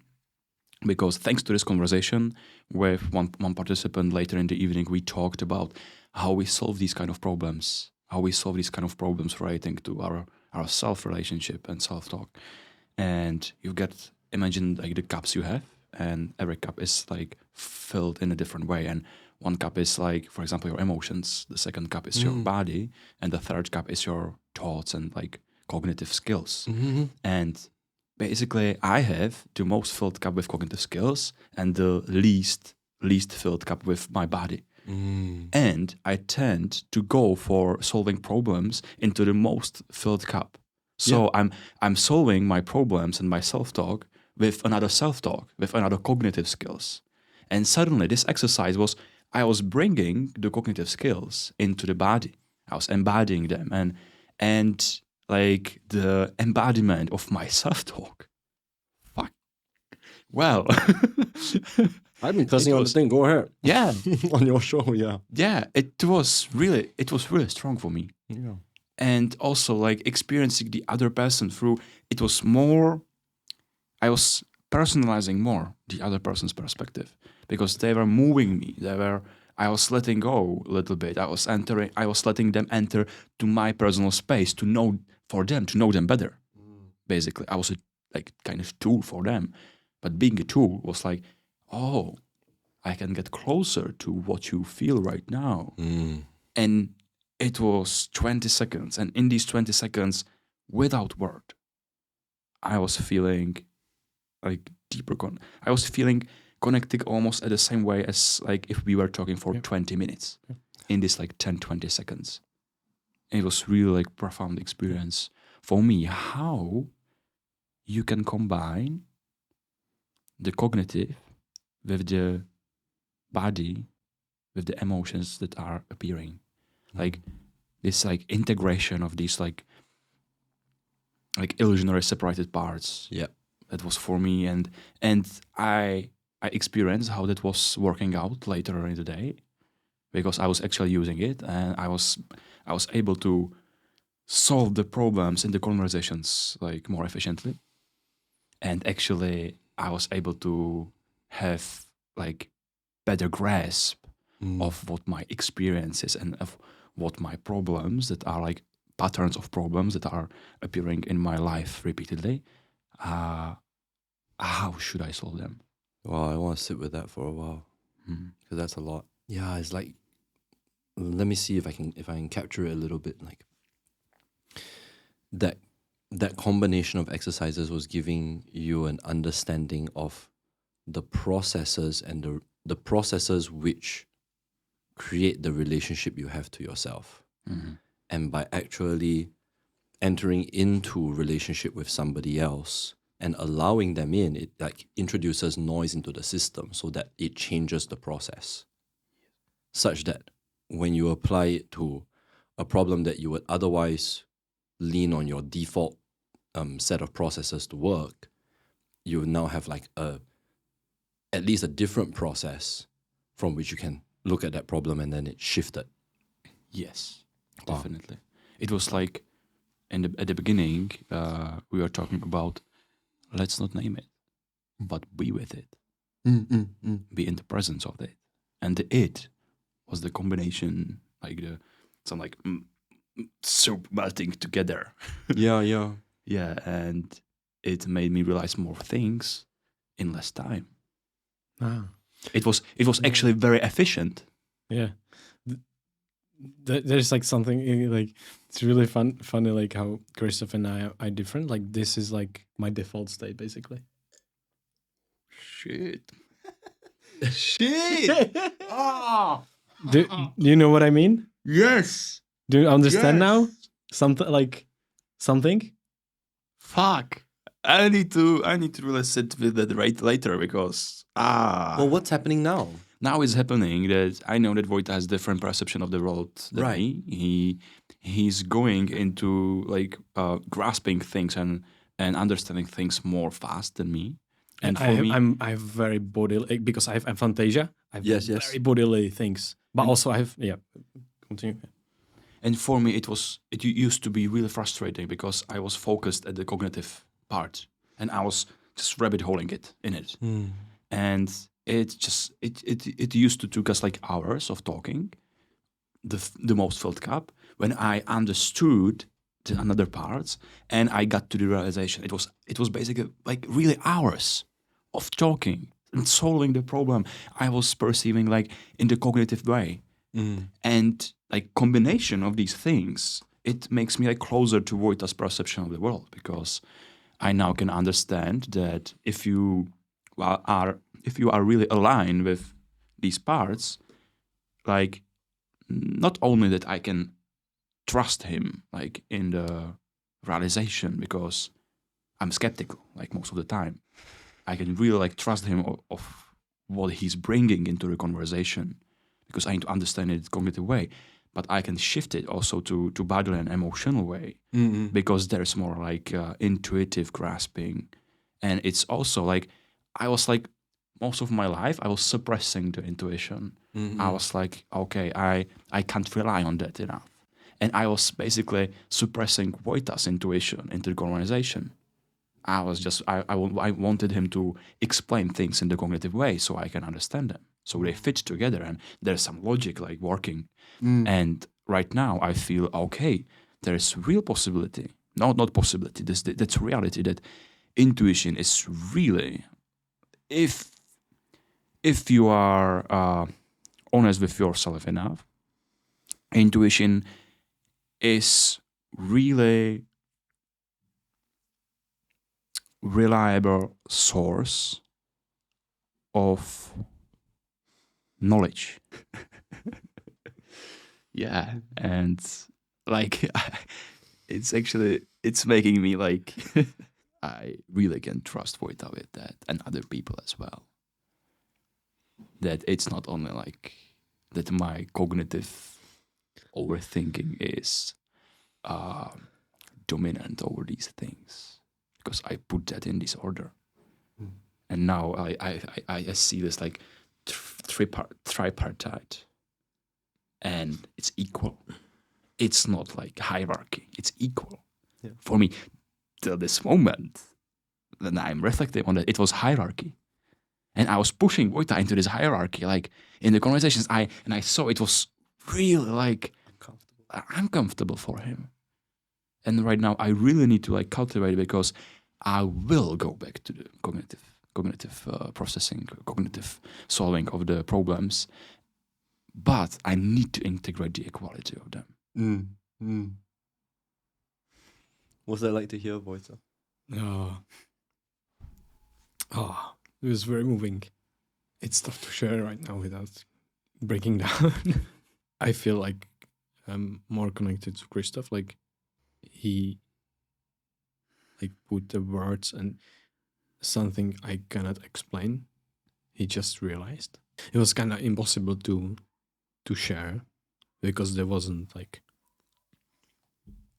the same language we could use. There wasn't the same perspective that we could see.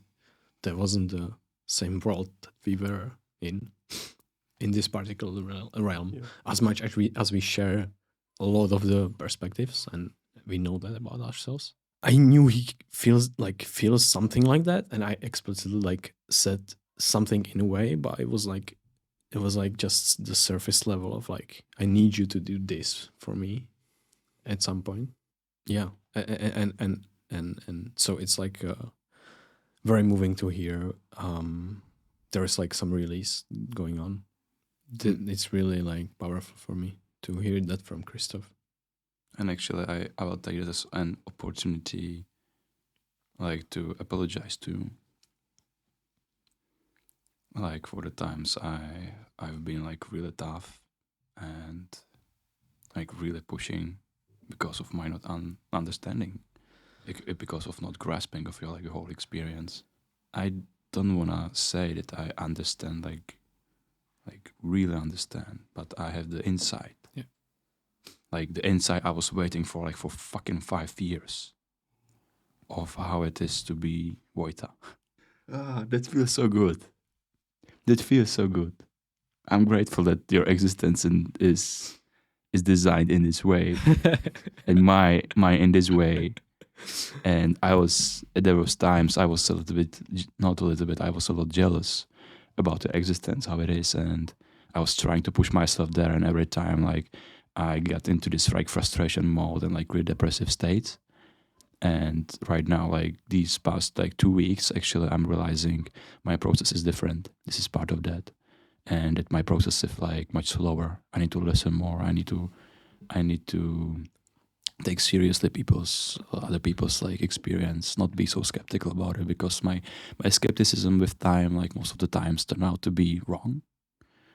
It's good to have, but like that it reminds me that I should be more trusting, more open, and more going into like different ways of perceiving, as I said, like through body, through emotions, and through this like not naming it, not naming in which part I'm right now, but the integrative body of experience. So yeah, just next time I'm gonna be arguing with you like hard. Remind me of this concept. Maybe I push back. I know myself. How to name the concept? Let's call it tripartite of fucking experience. Tripartite of Remember the experience. cups. Remember the cups. Yeah. Tripartite of cups. Yeah. And maybe I need like at the first like to be like patient with me. I know it's sometimes hard, but I hope for my future self that I will try my best to integrate this into my life, because I feel it can like change my life and put it real upside down. Oh no, from down, like Right side up. Yeah. right. Yeah. Yeah. Oh. Yeah, like here it makes me hearing that is like, yeah, I feel, yeah, first of all very grateful, and like I'm always like, because of the way I am, I can only try to like embody the things and do the things the best in the best way that I could. And yeah, sometimes it was really, really hard, but I feel like it feels like, oh, this is why we have each other. This is like the different way that we are. And I just wish for you to be who you are and be okay with it. Yeah. Thank you. Because it's fucking great. You don't need to do like anything else. Yeah. Thank you.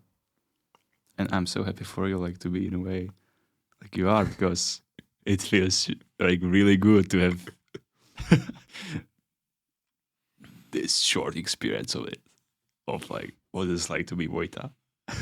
It feels like really good, really nice. But I know like it's hard. You just had the realization there, and now No, I'm having the realization. Really? Yeah. There it was just the concept of the gaps and I was trying to like grasp my anger and where it like comes from. Okay. And it was like focused on there basically. But here it's focused more like generally and more relatable into the like experience we have with each other. And it's more relatable to my experience with other people and my frustration with other people. and it's like relieving, very relieving. I don't need to push back. I'm glad that we have recorded this and Yeah, we can listen to it. man, we've been waiting for you for 5 years to show us how it is to how to understand each other more precisely, because I think we haven't had that progress in a long time. Yeah. We were we knew about a lot of things, but actually naming the things and making it concrete and specific, and the realization, living it, like you saying it was faster inside of me, I recognize this, I have the cups filled differently, and this is the way I am, and him being like, oh my god, it's oh my god, that's it. It's so powerful. And yeah, it feels we complement each other because of that. That's why we do the thing that we do, right? Sometimes it creates resistance, which is unnecessary. And for me, it was very hard to. And I'm very patient. This is the type of thing where I give a lot of space, because I know there's no other way. Because it just doesn't translate. It doesn't translate very easily. But with authentic relating, it's going to be better, I think, better translation, actually. Yeah, and I want to put it into more how to say it, de-individualized way, that we as people may be speaking the same language, but we actually have different languages present, and we should, in order to function with each other. It's basically, I feel during a couple therapy right here, and it's very useful, not couple, relationship therapy. And we can explore the other languages more. It's basically the known concept, 5 languages of love. And we are focusing on this romantic relationship. We are focusing on how we are communicating with each other in this propositional way. And yeah, but we are not focusing ourselves how we are, which language we are speaking in existential, sensing and perceiving terms. There are a couple of things that are alive for me at the moment. One of those things is a kind of contentment at being able to watch the two of you interact in that way, and to acknowledge what sounds like quite a lot of history that has been held for quite a while, and that openness. I wasn't feeling it as much as feeling more glad that it's happening for you guys. I can key into it, but I also oh wow, this is something that I didn't want to get in the way of, but I can experience from here. And it's very unique, to the two of you. I don't think I would have imagined that was ever there, because from my perspective, you guys gel so well together, and you seem to know each other intuitively incredibly well. And so I think that has something to do with what you were just mentioning, Voita, where it's there wasn't a shared vocabulary necessarily, but there was some intuition that this thing is working. Right? Might not have worked out all the kinks, but it is working. And what I'm hearing in the revelation that has just occurred for you, Kristof, is bringing forth this 3-cup model as kind of now we have a working model to describe that, and hopefully that smooths it out. It's got nothing to do with me. I think I immediately felt some pushback from we've been waiting 5 years for you to show up. It's actually nothing to do with me. There's something that's generated here, which like I would imagine, given enough time, would have come up with like the working model anyway. That can be shared. What I find super valuable is the way that implicitly both of you seem to have been listening into the intuition that spoke about the value of the relationship at all.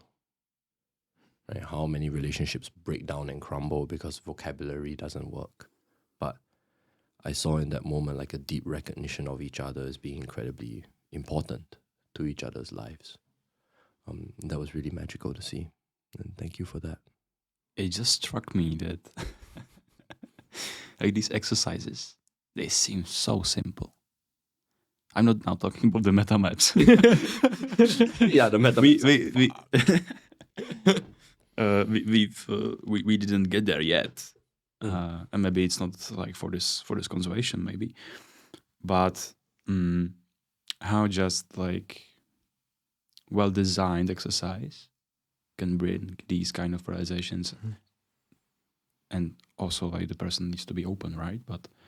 But actually, I wish like more people could experience that, because it's just like someone designed this for you. You are just struggling with your life. You're just struggling to grasp your emotions, grasp your thoughts, and grasp your relationships and how you relate to the world. And you're just trying to solve it on your own. And then like this like kind of magic that someone that is dealing maybe with the same shit like in life, and he has this urge to seek something. Oh, how can I like function in the world, in relationships in a more aligned way?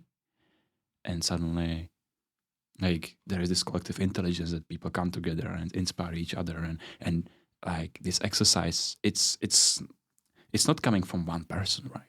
It's coming from the urge in the system, in the world, in our minds, that needs to grasp something. It's basically coming from the bigger mind, I would say. It's coming from history. Yeah, it's coming from history. Yeah. And just this exercise, like it's also not existing, but it's living on its own, and it's affecting people and the world. People don't have to feel like they are struggling with like grasping stuff. You said like people struggling with something, but it feels like we are, for our whole life, we are going through process, right? And the process is like up and down and to the left and to the right and stuff like that. And this is a process of like getting to know yourself better and aligning all those like layers that ones have, and the more alignment and attunement to those layers is like gonna bring something to you and to the world actually. And what's been on my mind, like sharing all this, like this thing I found like 3 years ago, this essay from Kierkegaard, The Bird of the Air and the Flower of the Field, or Lily of the Field. This is like the representation of cups. Like he described it like the lily is just like lilying. It just is, and it's like not thinking, oh, I should like fucking die now or move to this side. No, there's sun, I move to the sun, I get sunlight. It doesn't think that, it just like is. And the bird is like doing that as well. Like it reminds me of the playground. I always like the playground is representation. For me, the representation of the playground is in nature. It just is the way it is. And I want to be more humaning. Like I want to be humaning more. Like what's the way I am, and how can I attune to that in some way, maybe in better way or whatever. So yeah, that's been alive for me for a few minutes now. That's like a new Brain We Are t-shirt, just humaning. Yeah, you just designed the t-shirt. Yeah. Yeah. Nice. Yeah. Brain VR, but also hands.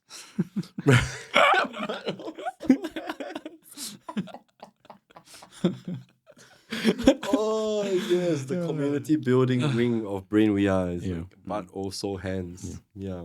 Yeah. Yeah. There was this big concept that needed to be talked about before we went for a break. What is that? I'm just realizing something occurred, and then I want to shift gears a little bit. So let's kind of start to wrap it up. We're gonna finish in a little bit, but one thing you mentioned, and I promised myself, you guys, that we're gonna mention it again. It was the imaginal.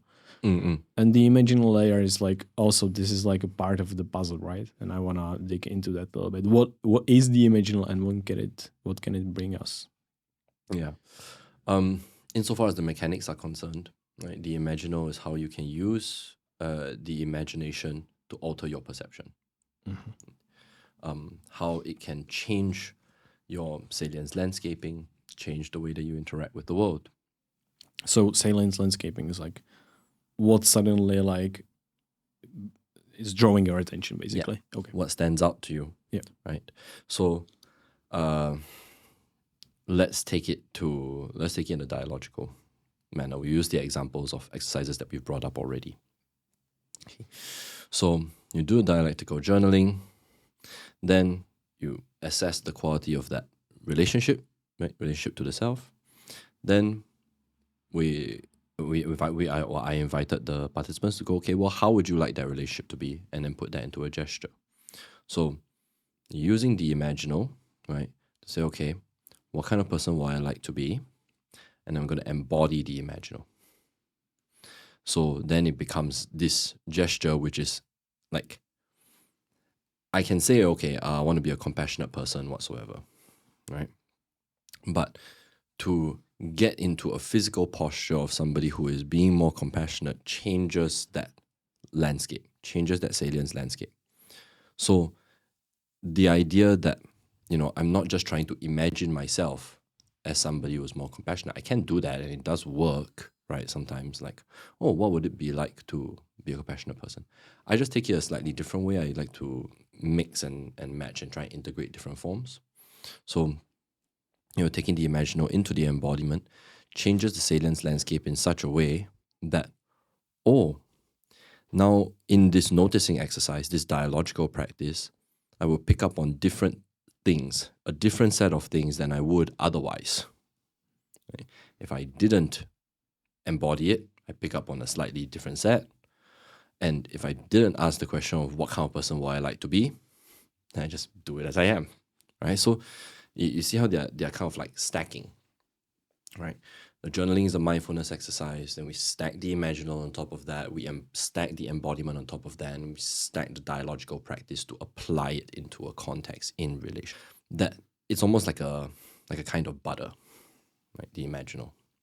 Then the last day playground, right? It's a crazy example of what the imaginal is. All I had to say was there is a butterfly in the room, right? And in the playground state, because of this rapid attunement mechanism, right? I throw an element in there of this thing needs to be rapidly attuned to a butterfly in the room. And suddenly people start looking for it. Right? I thought it was real. It was. Yeah.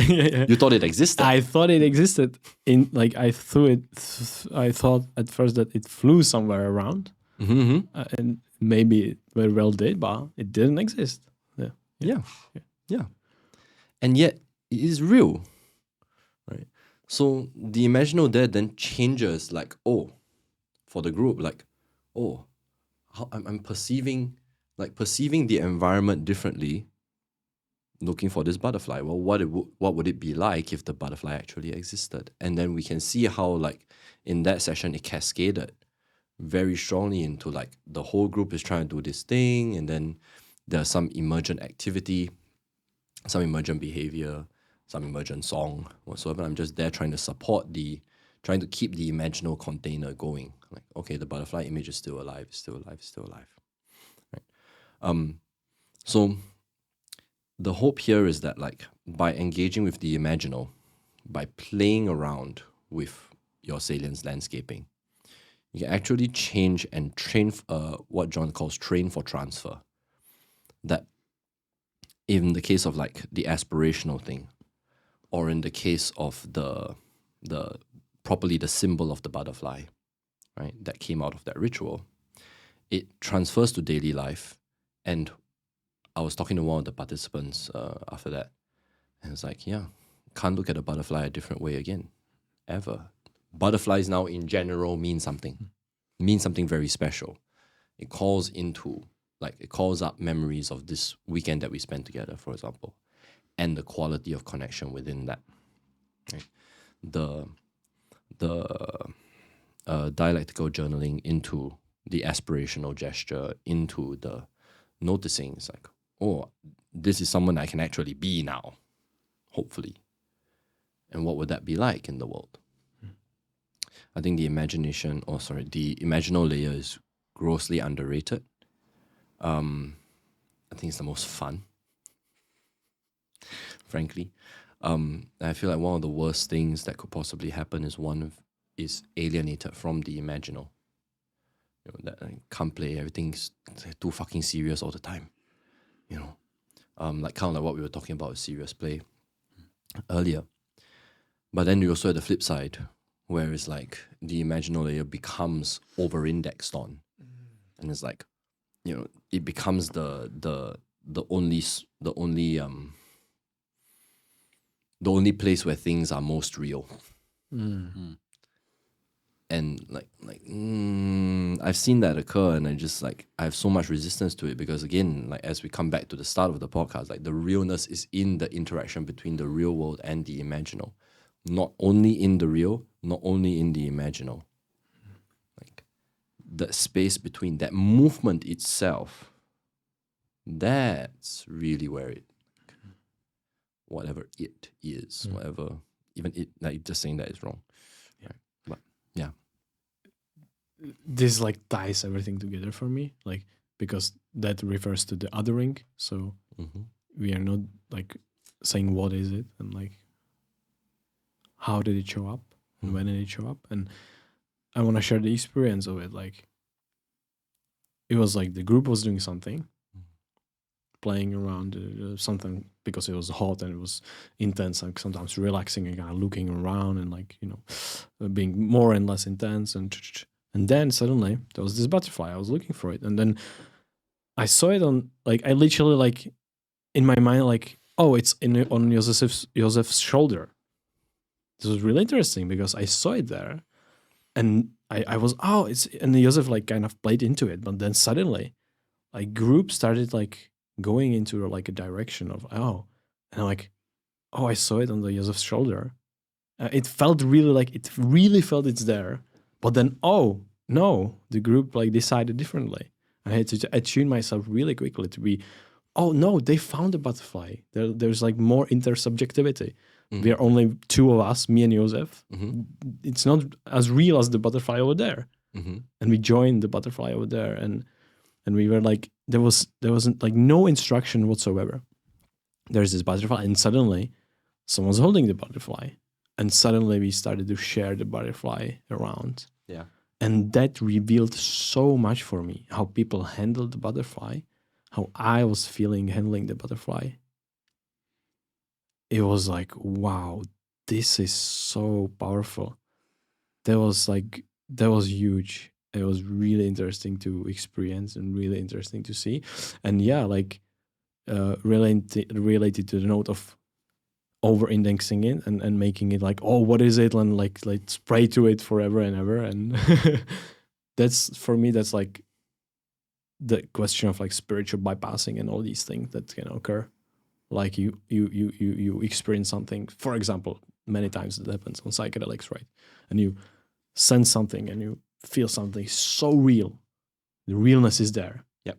And then you tie it to, oh, that's the thing. And no, that was your relationship to it is real. The state of being that you've uncovered there is real. But then sometimes it gets mistaken. People like push like, oh, this is real, like follow this. But they are pushing it to people that aren't actually in the relationship and haven't been there. Exactly. And that's for me such a, oh my God, like uncover these mechanisms of like these kind of tough things where, yeah, this happens. Like it's confusing. It's hard for people to grasp. It's hard for people to attune. And again, like all of these things coming together, right? Right. You need anchor to be able to explore and be safe in this place. And thank you so much for this distinction between you experiencing something and feeling and creating the real in the interaction, rather than like naming it, saying this is real, and it is, but actually it's fleeting thing that you explore, but you can take away into your life, and you've had the experience. And yeah, it might show up like whenever I see a butterfly, that's definitely going to be different butterfly for me. It's like this inside joke of the group, right? Yes. Which actually is what an inside joke is. Yeah, it is. Yeah, And- imagine. Right. Yeah. Yeah. The inside joke, like just like this cups thing, Yeah. Yeah. that you guys, it's like, it's not going to make sense to bloody anybody else. Except all the people that are gonna listen to them. Well, somehow at least. Well, this is one of my criticisms of the 5 love languages model, right? I don't buy into that at all. I have quite harsh criticisms about it, because I think that if you're participating in the relationship, then the internal working models are generated from it. This cups thing really only makes sense to the two of you, right. In the ways that it matters. It's real for us. Yes, it's real for you all in a way that is not real for another couple of friends or a husband and wife somewhere or whatsoever, or whoever might be listening to this, right? It really only makes sense to two of you because it is through the history, right, of like, 5 years has been like this, and it's like, I know you're aphantasia and like this sense of intuition. You know each other deeply such that something like this has its weight. If we went away and wrote the Brain We Are Handbook of 3 Cups, right, then, sorry, but who's participating in that? There isn't a relationship there, actually. It becomes an importing of a kind of model, and people have to bend to it. Some people might bend to it more successfully than others because they use it as a metaphor. Like an inspiration for. Yeah, absolutely. But the actual like realness, the significance, the importance of it, the relevance of it is present in this. So when we start to use it algorithmically, right, and then you end up with people saying like, hey, I don't know how you would use this, but like your thinking cup is too full, for example. It's like, what is that supposed to mean? And it's going to spiral outwards into things that doesn't make sense, right? Or it can potentially malform.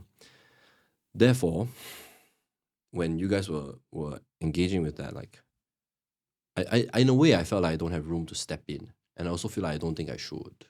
It's like there's something that's being developed which needs to be like requires my absence to flourish, not my presence. Right?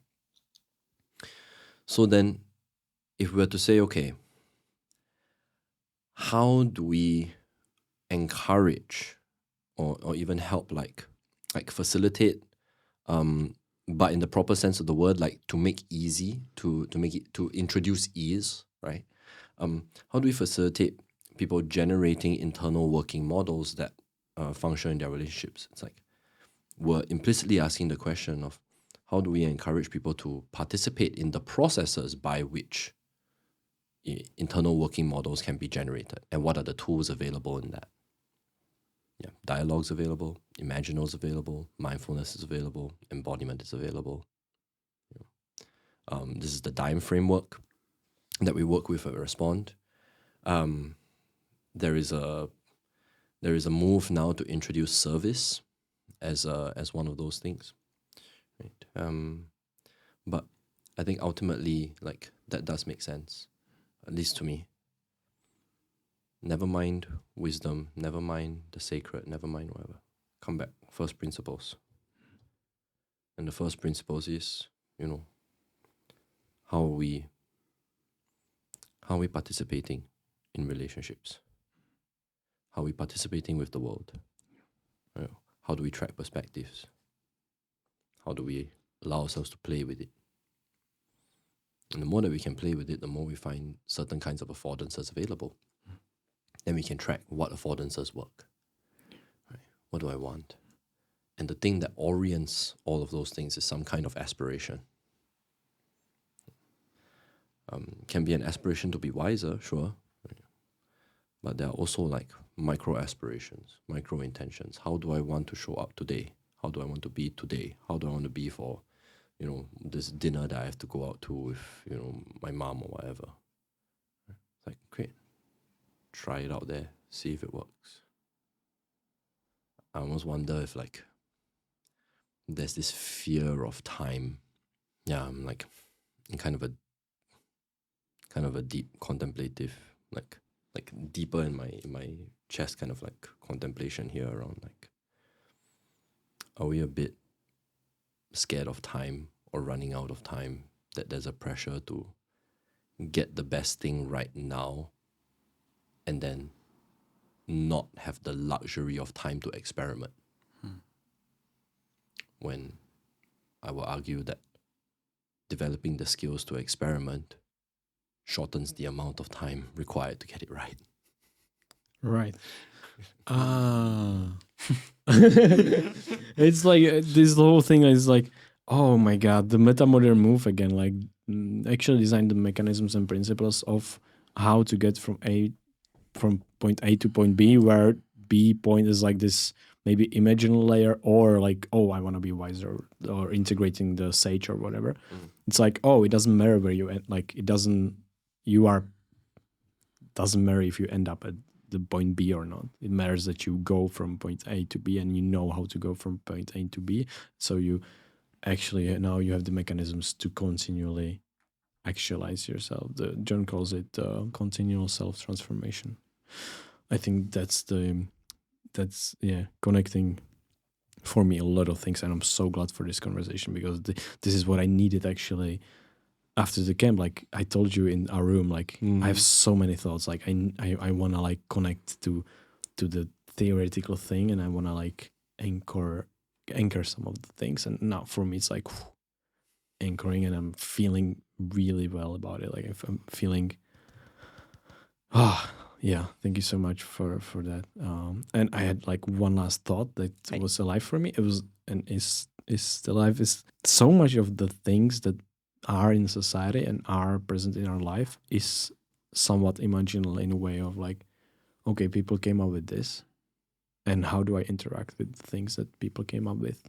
And that for me is really important, because you can interact in an ecological kind of way towards your system and your organism. Sometimes we eat the whole thing. That's the thing. Like we eat the whole thing without actually being, how does this serve me? How is this ecological? How do I react to this imaginal thing? And this feels like it's our educational system, kind of, in a way. It's a bit broken in this way. It's like you have this and use this and do this. But actually there's no, oh, this is how should you interact, and how can you get from point A to B to actually create your own thing that is going to be real for you, because this is real for me, for us, so this is the real thing.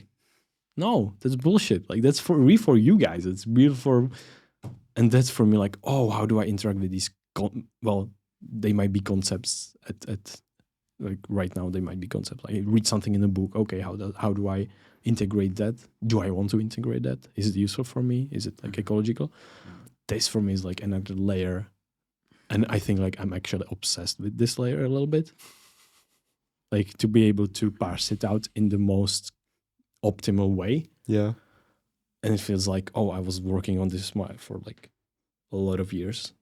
And that's for another conversation, I think. Whole another big combinatory explosion. Oh yeah, maybe after tier 2. Yeah.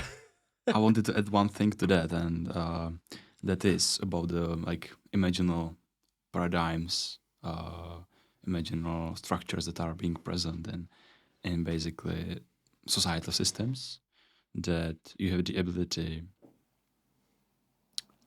some degree of the ability to choose in what imaginal systems and what imaginal structures you want to participate.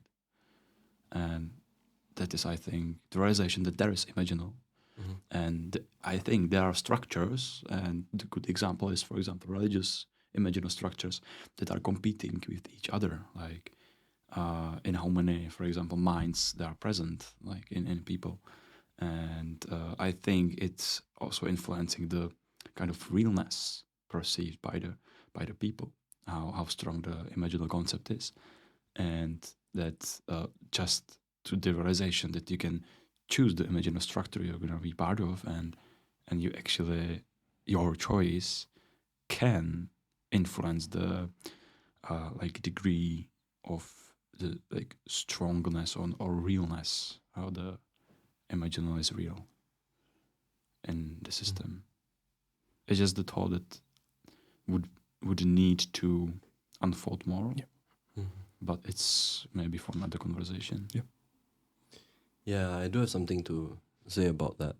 I think the imaginal structures aren't actually competing. It's the people who are competing with each other about the imaginal structures. And like, if we like take a look at it a little bit, like one level deeper than that, it's like, well, why is that happening? And beyond the I can agree or cannot disagree, or can agree or cannot agree type thing, what I'm seeing it point at is actually something more like, I don't know how to integrate. I don't know how to integrate myself within a multicultural system or intercultural system with different beliefs or different values or whatever. I don't know how the hell to do that. So if I don't know how to do that, then maybe the better thing to do is